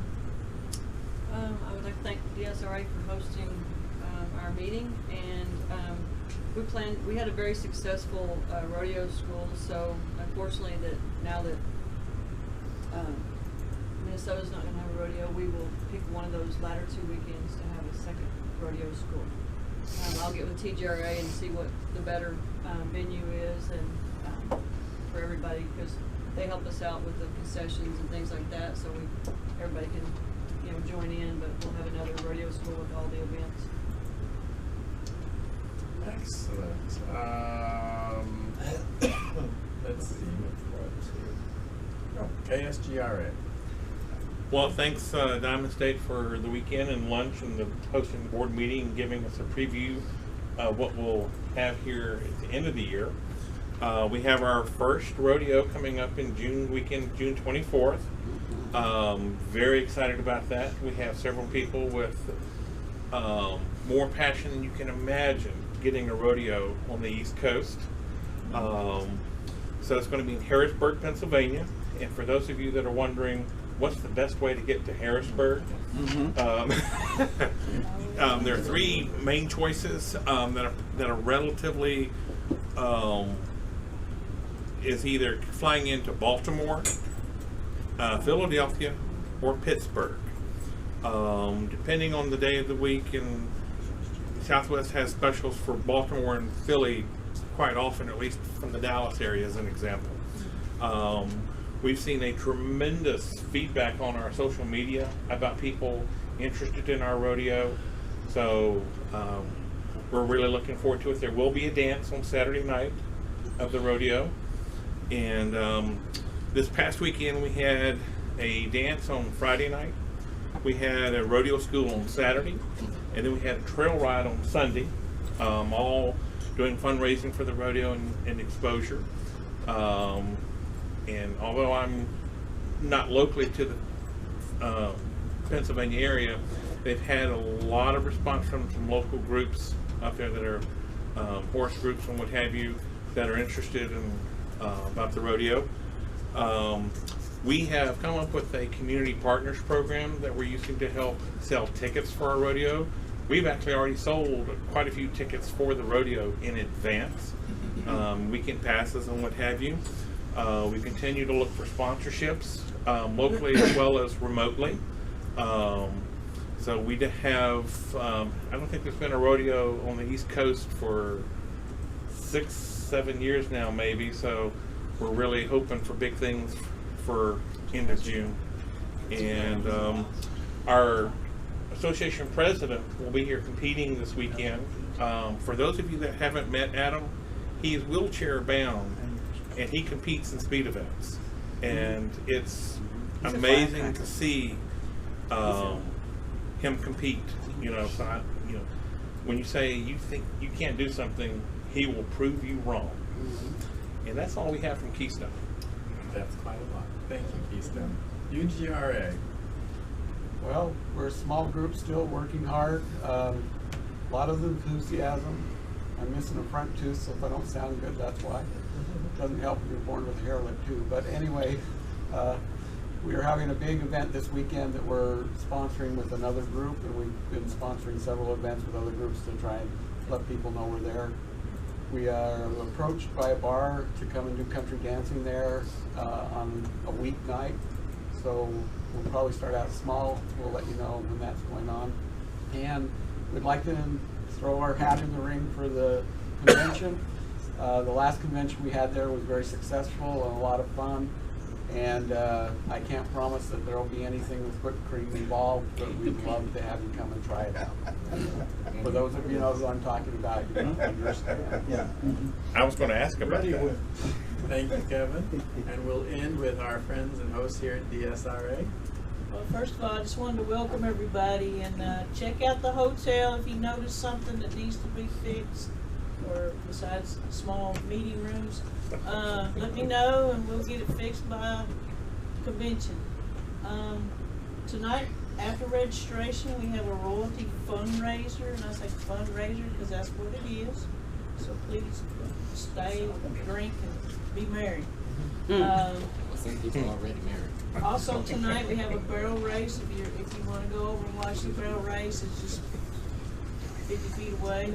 And we have a concession stand out there too. If you don't make supper somewhere, we'll have it until 9 o'clock that night. Saturday night we like to dance. Well, I say we like to dance. We want to dance. So that's all. You know, basically what's planned is a Saturday night dance.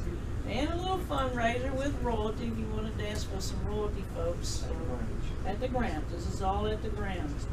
Of course, Sunday night is our half a chicken. Sandy's half a chicken. If you want tickets, you better buy them tonight or tomorrow because they're already going pretty fast. $12. $12 for your chicken. Half a chicken. You sell the tickets? I'm not sure. DSRA selling tickets. And whether it rains or not, we're going to have that rodeo. They dug ditches yesterday to make sure that, you know, we're doing everything we can to keep that arena dry. And so there. So just have a good time. Yay! Yes, Candy. Might I make a suggestion? You know where that little set of stands is? It's on the far side. A lot of times the contestants stand. I don't know if that's movable, but there needs to be a place where the contestants can stand. You got stand on their horses before. You, oh. I was just making a suggestion that there might be. We all tried to crowd it last year when it was raining. Everybody tried to get underneath there. You know, while it's pouring. I understand there's a warm up, but you got to get from one place to the other when it's your turn. So well, I just haven't been out there today, but yeah, and that's usually those stands or the arena cruise area. But we can move them. I mean, I just was making a suggestion because it's a great place because then you can go right down and enter. But anyway, just a thought. And we can make some adjustments there with some manpower. Not that it's going to affect me this weekend. But y'all just come and have a good time. I was looking for excuses by your time. It ain't always about me. What is going to happen at the conclusion of this meeting is we will go immediately into the Executive Board of Directors meeting. It should be fairly sweet and short and sweet. Then after that, Roger will decide whether or not there'll be a break before going into the Board of Trustees. And that will conclude our business meetings for today. I have some papers to share with Roger and with Boogie, so if you would do me a favor before you get out of the room. And finally, I'd like to thank Frank Harrell, Cowboy Frank, for all of his work today and throughout all the times that he does this for us. It's not easy to do what he does. We asked him to try to work on some additional projects today and preparing for convention. And I don't know if you noticed that during the time he was reviewing all the associations, he had your association up on the board there. But Frank, thank you for that. We have reached the end of this agenda. Is there anything further to come before the Board of Directors of the International Gay Rodeo Association? There being none, the board is adjourned. So now we got a little break. Now, again, we're going immediately into the next meeting. which will then lead into the Board of Trustees. So those of you who are trustees, if you're hanging out, keep it low, please. If you're gonna go get a break before you come back, still keep it low, please. As soon as he gets his papers in hand, we're going back to work. Well, that's a good question on those rules. If it doesn't say there's a $50 plan, so what does it say? It doesn't say that. In this, it doesn't say that. To not have this. Because it's just defined. Where is defined? Defined. How much is it? Where's it defined? I can't find it either. Yeah, that's it. The 100 one's defined. The one that's 100 is defined, but I can't find the other one. All right. I'm going to have convene this meeting of the Executive Board of Directors of the International Gay Rodeo Association. I have here the sign-in sheet. If you'll just sign that for your position, or if you are a guest for this meeting, please sign this one. With that, I will ask the secretary to call the roll. Surely you can do this from memory, right? Yes. Okay. Bruce Grove. Here. Anthony Valdez. Here. Ron Trustley. Here. David Hill. Here. Roger Japp. He left. Candy Pratt. Here. And Gene Frakes. Here. The roll call having been complete, we'll move to consideration of the March 15th, 2017 conference call meeting minutes. Is there a motion to approve? So moved. Roger Japp, is there a second? Candy Pratt, thank you. Is there any discussion on the motion to approve the minutes of March 15th? There being no discussion, all in favor of approving the minutes say aye. Aye. Those opposed say nay. The ayes have it, the motion passes, the minutes are approved. I have no unfinished business. Is anyone aware of unfinished business for the executive board? Very well, we'll move into items relating to WGRF. Do we have any action items from the WGRF committee for the executive board? I'm not aware of any, but I'm asking you because. Except for the budget, are we not supposed to? We already prepared the budget. Yeah. We already Yeah. made one adjustment. It's already done. Did you have something else? Okay. We do have the question of rodeo directors that we wanted to speak about. We know that we have lost 2 rodeo directors this year and that we have the desire from the committee to see to it that we replace any. My question to you is, are we prepared to make any appointment at all today, or do we wish to carry that over to a future meeting to allow some time out there to solicit candidates? For 2017, not 18, 2017. I have a question. Absolutely, go ahead. If I may. In general speaking, is there a reason why people are departing from the program in general, or was this something that? Cause we whoop them with a stick. According to the explanations they both provided to me, they were unrelated and not systemic problems that we need to be aware of and address. They were more of a personal background rather than something we did or didn't do. So it was not a problem with the program. That isn't the same answer. There may be things we need to look at with the program. That's what I'm trying to get to. I mean, is there something that we need to do? Is there something we need to do to attract and keep? The persons who departed from the program this year did not cite specific problems with the program for us. Okay. I think we do need to look at that. But they did not say, if you only fix this, I would stay. However, you have raised a point that we spoke about in the committee meeting earlier, and that is the situation with assistant directors. 4 or 5 years ago, the executive board of the board of directors determined that only the first assistant and rodeo director for finals had to not be competing. Our rodeo rules, I believe, say that assistant directors don't get to compete. I've been asked a time or two on how that occurs, and my answer is simply, I don't know, because I wasn't here when the decision was made, but that's the decision that was made and we've been operating under. Is it correct or not is a whole nother matter. One can argue that finals is not a sanctioned rodeo in the sense that we don't bring it before the board and do that, or that we have a different title for those people who are other kinds of assistant directors. But the reality is we need to determine who needs to not be a competitor and under what circumstances, and can we allow other directors besides the assistant and the first designated, the rodeo director, the first designated assistant, to compete. And that is what we want your committee to bring forward for consideration by the convention.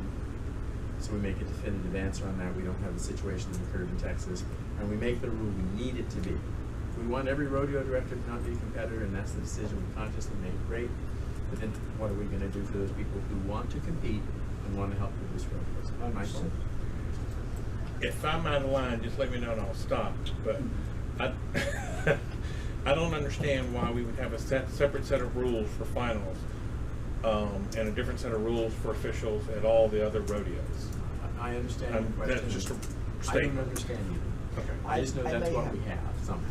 I may have a small relief to that, or small explanation, because at finals, at WGRF, the rodeo directors program can have as many as 5 or 6 or more assistants, in my understanding. You have a rodeo director, you have a first assistant, and then down the line. At a given rodeo, that's not the case. It can be. It can be, but not in general.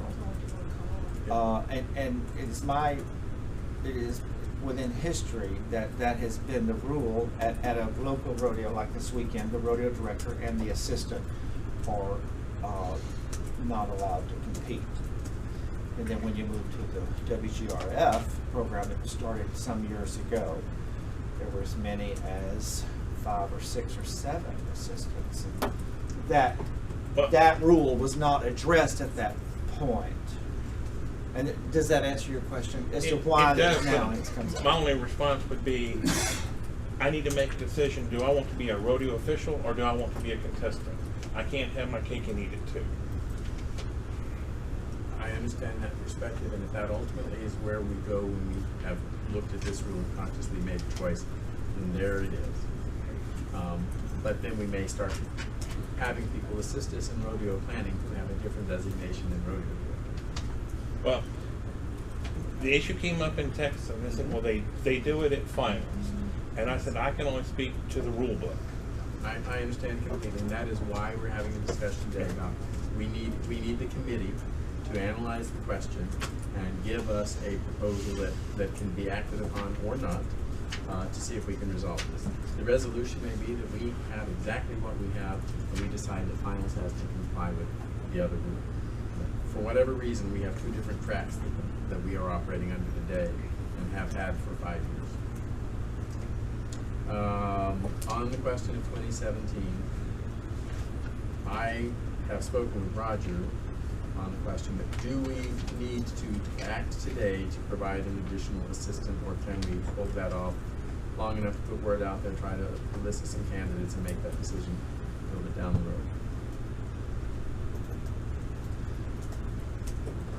I would say we need to put the word out, get some information. We can make that decision at a monthly meeting. Okay. Do that with the nominations, if there's one for on the line, they vote, tally them up. Well, we need to provide it to them. Yeah. And we ultimately decide. Staffing the committee is the job of this group. Okay. For 2018, we need to put the word out there that we want to have that process coming down the road. I would urge it to be in August, but if we need to adjust that back or forth, I'd like to agree on that now so we can put the word out there. But anyone on the EDOD have an opinion on that?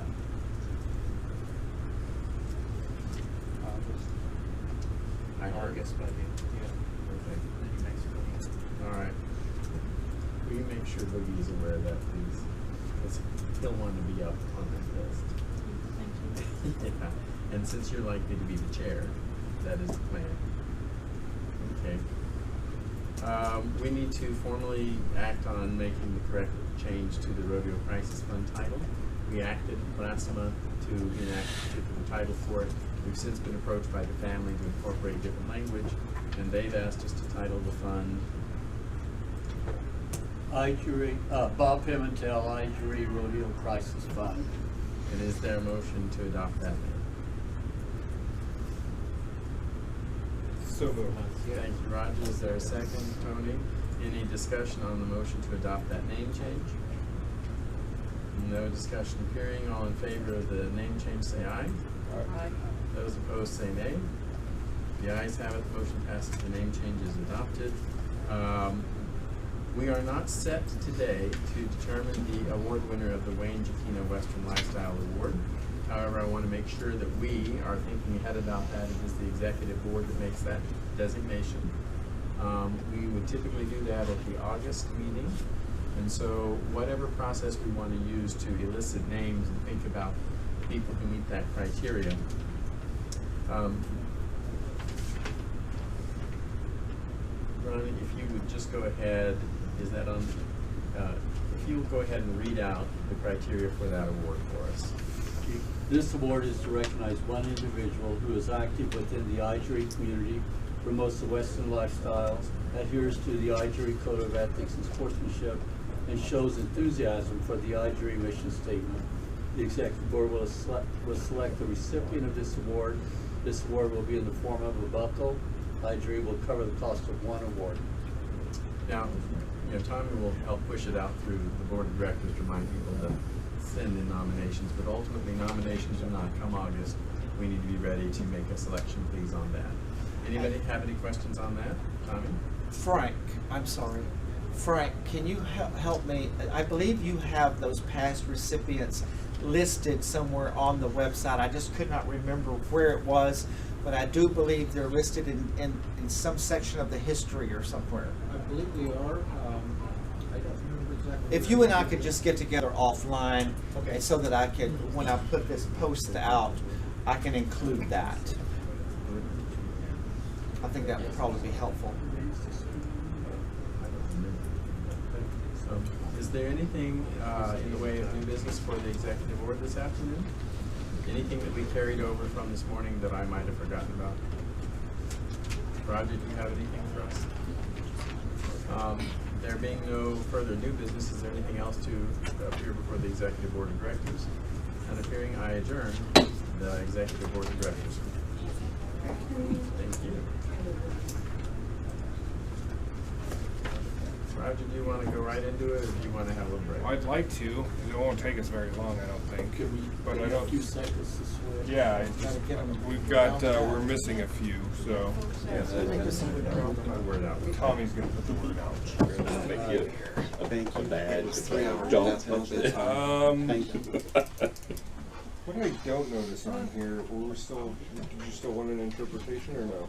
Oh, by the way, how's it? Because it's not on here for some reason, so. I just want to Okay. That's quiet. I'm on the cold side.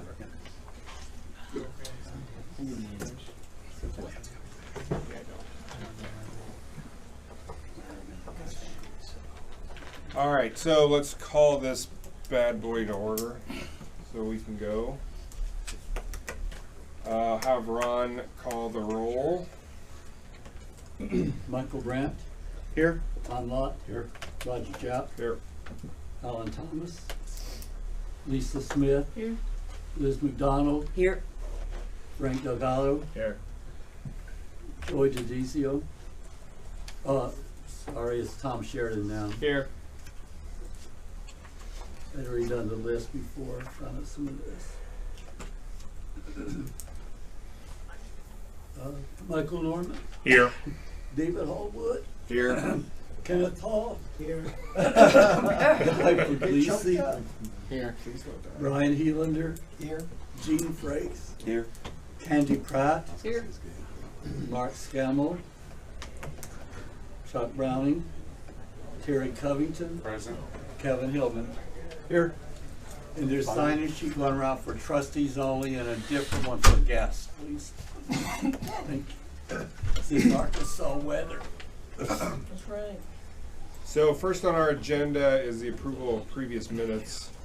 I'm happy to entertain a motion on how you do this. Would like to do this. We can approve them all at once or individually. Move that we approve all the minutes at once. Motion to approve all trustees meeting. Yes, sir. Second. Second by Brett.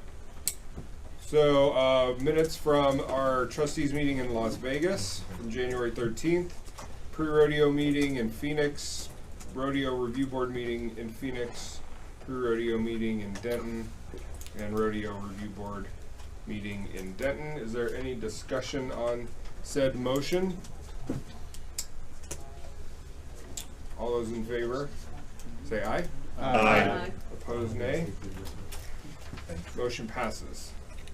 Do we have any unfinished business to come before the Board of Trustees? None that I can think of. So I've added 2 items of new business to the agenda that we will go over. The first one is there's been a request for, let me pull up a request by the finals rodeo director for us to discuss. I don't know that we necessarily to discuss the rule association requirements, Rule 7.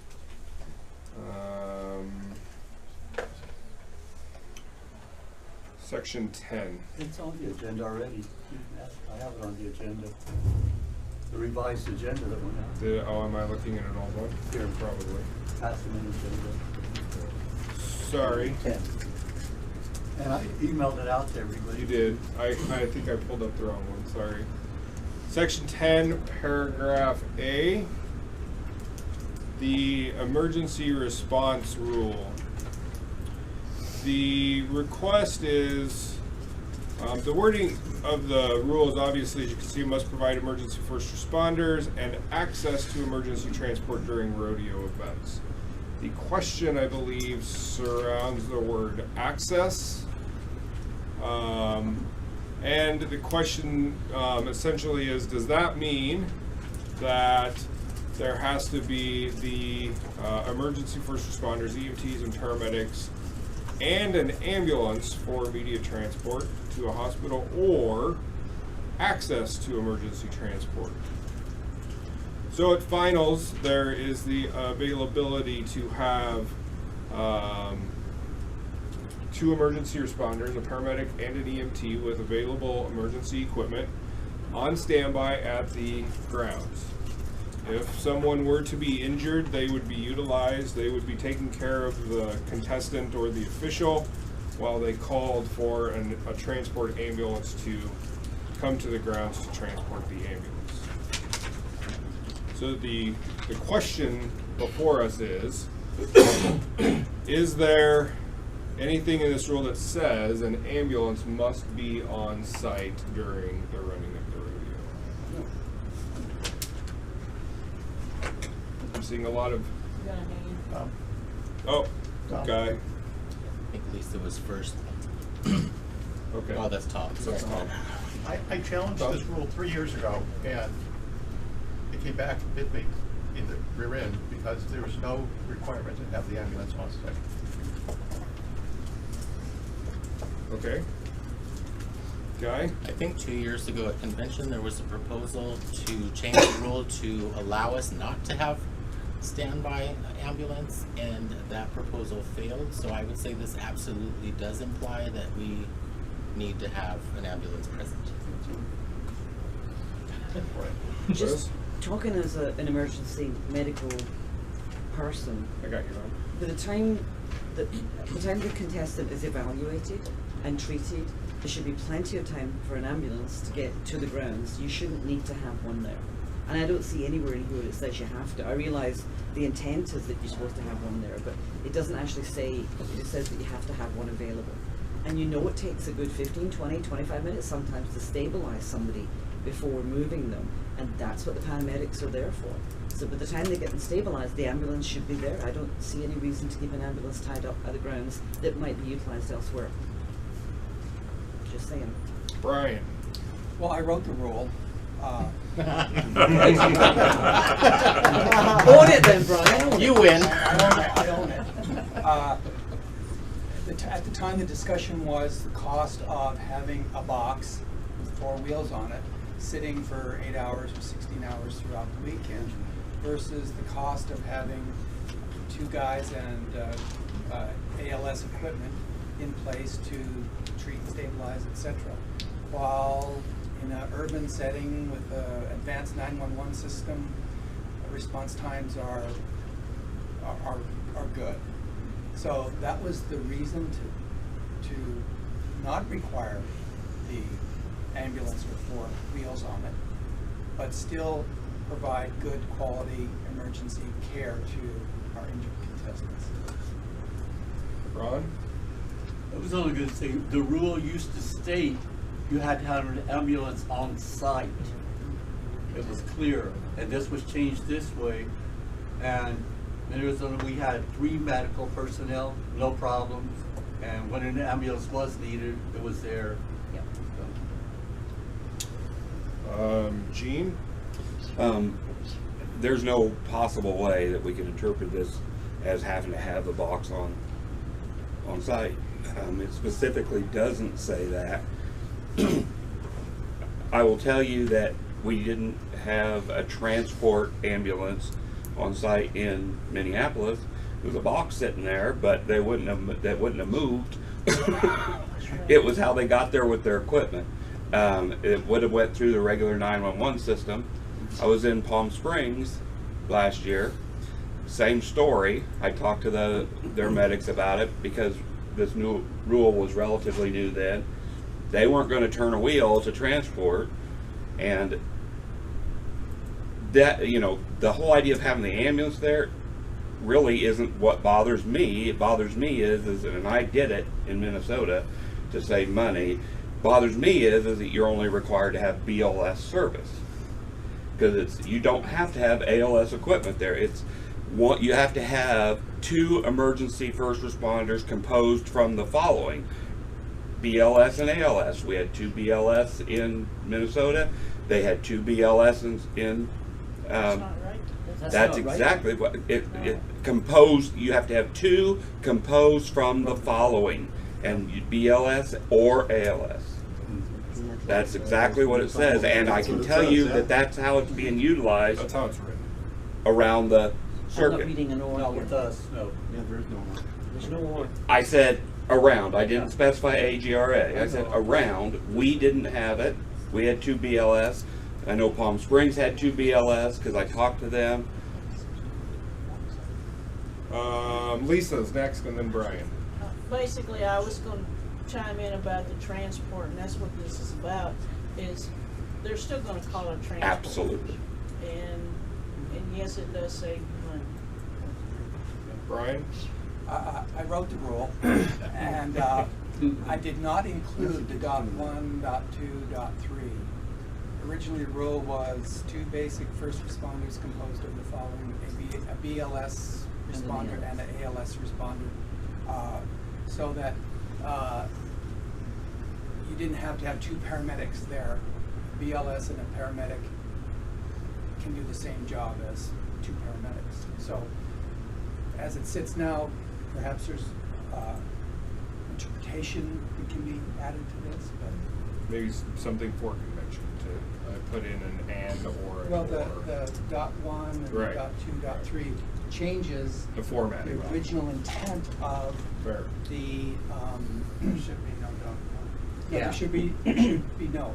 It was designed to have at least an ALS person with a BLS or 2 Now, ALS. all it has to say is that it needs you need an ALS first responders.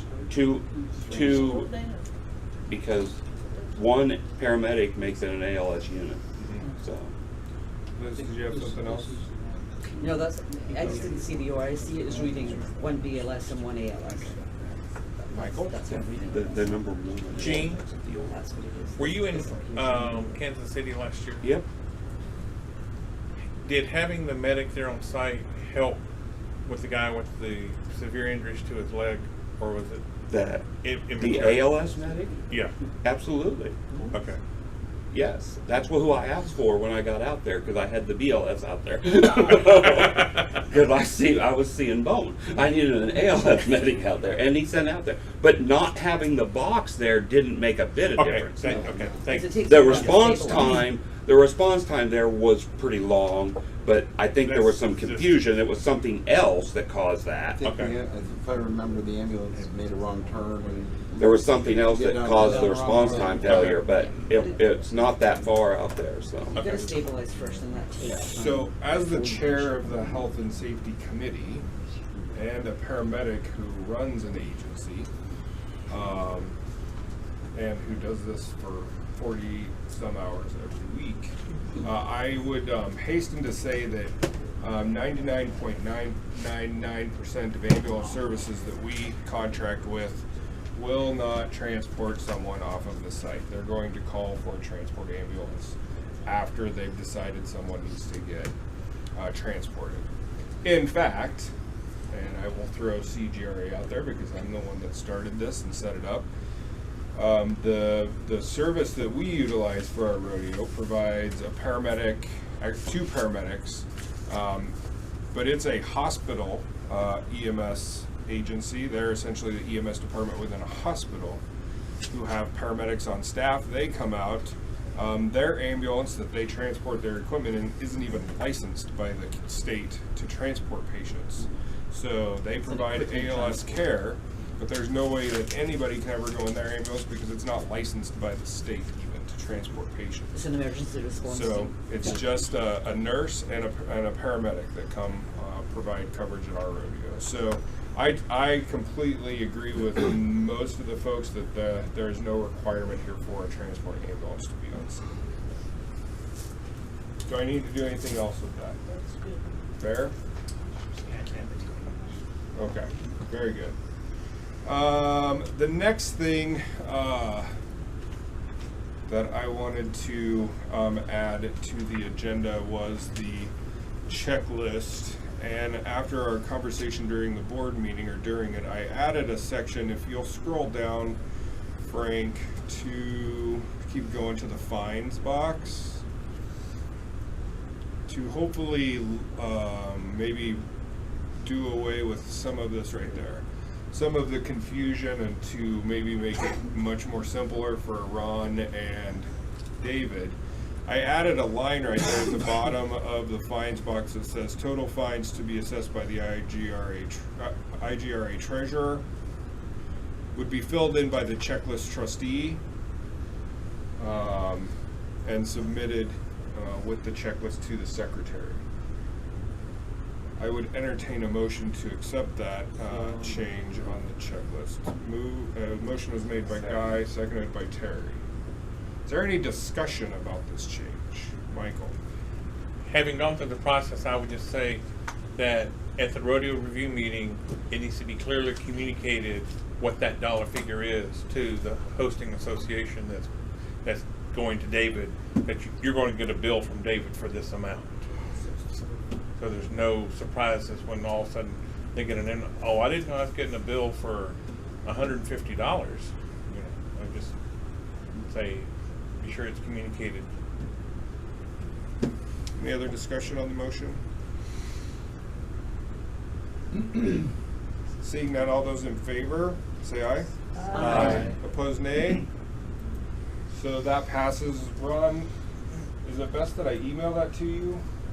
Yeah, as a reminder, because as you all know, my drive had got that's corrupted. right, I just got it back, so I can't make the change till I get home. But we can write it in on the checklist. Well, I for have this it. I weekend. can print off one for this weekend. Okay. I have it, so I can print Yeah, it and then off. email it to me. I'll get it. Okay. Out All right. properly. Guy. So just let it be known that sometimes that amount may be wrong, and David may know the correct amount, because if it's a subsequent fine, it goes from 50 to 100, 100. and somebody doing a checklist at a rodeo for the first time would not know that necessarily. Thank you. Gene.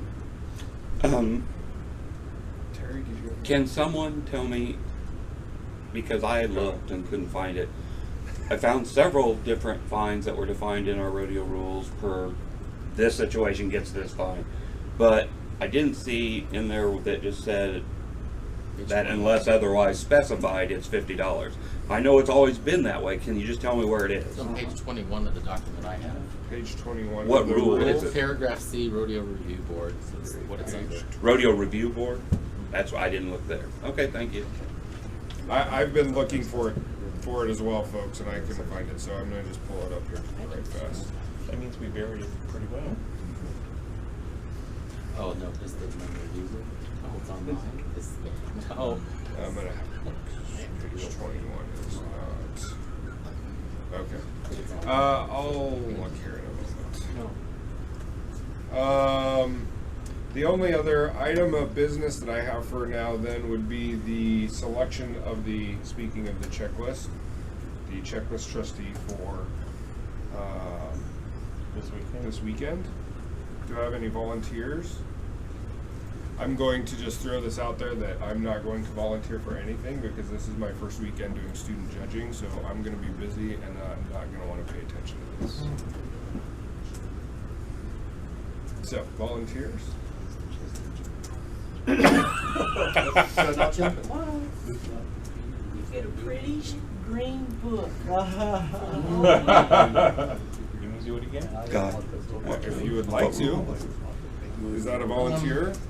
It's paragraph G under. Who was that? Michael Norman's volunteered. Article 10. Yeah, I know. Rodeo Review Trustee. Candy Pratt. We should have one other one to assist her. Tom, thank you. And Safety Trustee. Yeah, before you go. Oh yeah, sorry. I put that on the agenda, but then I was reading in the Yeah, bylaws you're rules right. last night. It's gonna be There is no provision to select a safety You're trustee. right. The rules say whoever chairs the pre-rodeo meeting is the safety trustee. So Mr. Jack. Oh, Sadie has volunteered. Congratulations. Guy Puglisi it is. What? It's my birthday Sunday, so that don't that really eliminates you having to- There'll be a blackout involved there. I forgot about that. Thank you for reminding me. Any other new business for us, Terry? On the checklist, on one of the no's about the stock contract, it was there, and that should have been a yes. For Texas? Yes. So I did look at that, and I'm looking at. I have your stock contract right here in front of me, and actually, if you look at Rodeo Rule 9, it is not there in the entirety. Okay. The 7 inches is there, but the rule in its entirety is not there. There's bullet points, but every section of the rule is not located. Second question is, we did not have a stock contract, or we were self-contracted. Stop it. No. You have to have a That's the point. I mean, we was our own stock contractor. There was not a licensed or contracted stock contractor. But, okay, yeah, but you still, whoever you got doing it still needs to have a copy of the rules. Whether you wanna call yourself a self-contractor or not. I don't know that I see a provision in the rules that allow for that to not be. Was there an insurance Somewhere. policy? Then there was a stock contract. Did you contract with yourself? No, they did. They Well, essentially. Essentially, you did. yeah. Yeah. Their signature is on the document. What's the first page? That's very top. Let's say stock. Still should have. The contract was entered into between Red River and TGRA. Well, between Candy Pratt and TGRA. So that says there was a contract.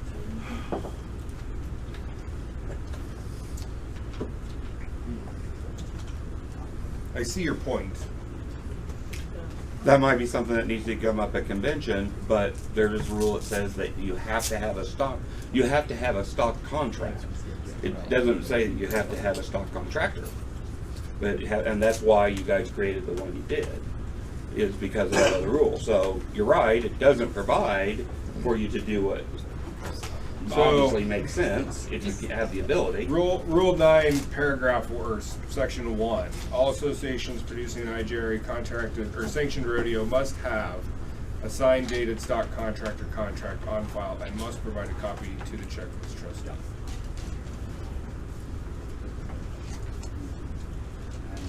Rodeo Rule 9 must be included in the stock contractor's contract. And so that would tell me that this, including that section 1, has to be in that contract, which it wasn't.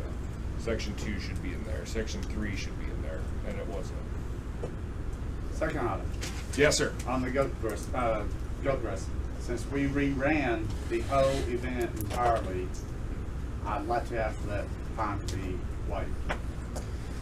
So there's there was confusion when it started, and actually one of the judges. Can you put that in the form of a motion so that we can have discussion? I make a motion to waive the goat dressing fine.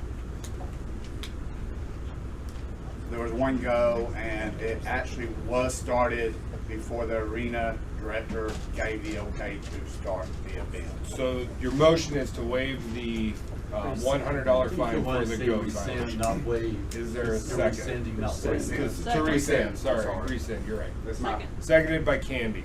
Discussion. Guy, then Michael. We already have a precedence for this at the Oklahoma rodeo last year, and even though they ran the event for steer riding, or not steer riding, team roping with the correct steers, they still incurred the fines, and I don't think it's fair for us to fine one and not fine another. Michael? The rules on the animals is that no billy goats are allowed, and the other two goats that were there did not meet the size requirements and couldn't be used. So for Saturday, for the first go, billy goats were there that should have never been there in the first place. That's all. Liz? It was slightly different to where we were. The event, and I was the timer for that one person that ran, and Jeannie, the arena director, had not flagged the start of the event, and we had just gone ahead and ran one. We were already in when, and it wasn't until after the first couple ran that Jeannie said, "Hey, whoa," and it was like, by the way, did you notice those goats have, you know? So I would agree with Terry. I would agree with taking the fine off. I think that it's a totally different thing from what we did. I don't think so. We got fined. They ran 3 steers in Oklahoma and stopped, and they ran the event as soon as they got the right animals all over again. Terry? Yeah, but I think it was different. Candy was there. Same Same arena director, Well, mind you. There was confusion in Texas because we had a trustee meeting out there at the Melby Arena to decide whether or not to have that event with billy goats or not, and we said yes, and then Jeannie took it upon herself, which is okay. She said, no, that's not, we can't change the rules. Trustees can't change the rules. So it was like, I think it was a thought process that hadn't caught up with what started. I mean, she knew something wasn't right, and basically they should not have started the event. Right, they shouldn't. We started it too early. Candy, did you have your hand up? Oh, I was just gonna say the only thing different from the 2 issues like Guy was saying is that one was called start by the arena director, and this other one wasn't. Matter of fact, they even tried to start a second one. Everybody's yelling stop. That the judge, they weren't even listening, and the arena director had stopped the whole goat event, never even started it, and then said, "Wait, all this has got to be resolved." And the difference was that one, the roping deal was started correctly. That's the only thing different. That's what I'm saying is different. Because I thought they ran 1 heat, was my understanding, but I was in the office. But she didn't. But We the arena called director didn't. But they didn't called call for it clear the- to start. The judge started the event rather than Any other discussion? God bless. Seeing none, all those in favor signify by saying aye. Aye. Opposed, nay. Nay. The ayes have it. David, please make that correction. Bruce, you had your hand up for new business? Yes. Would you please refer Rule 710A 1.2.3.2, health and safety, to get those 3 subsections corrected. Already on my list. Thank you.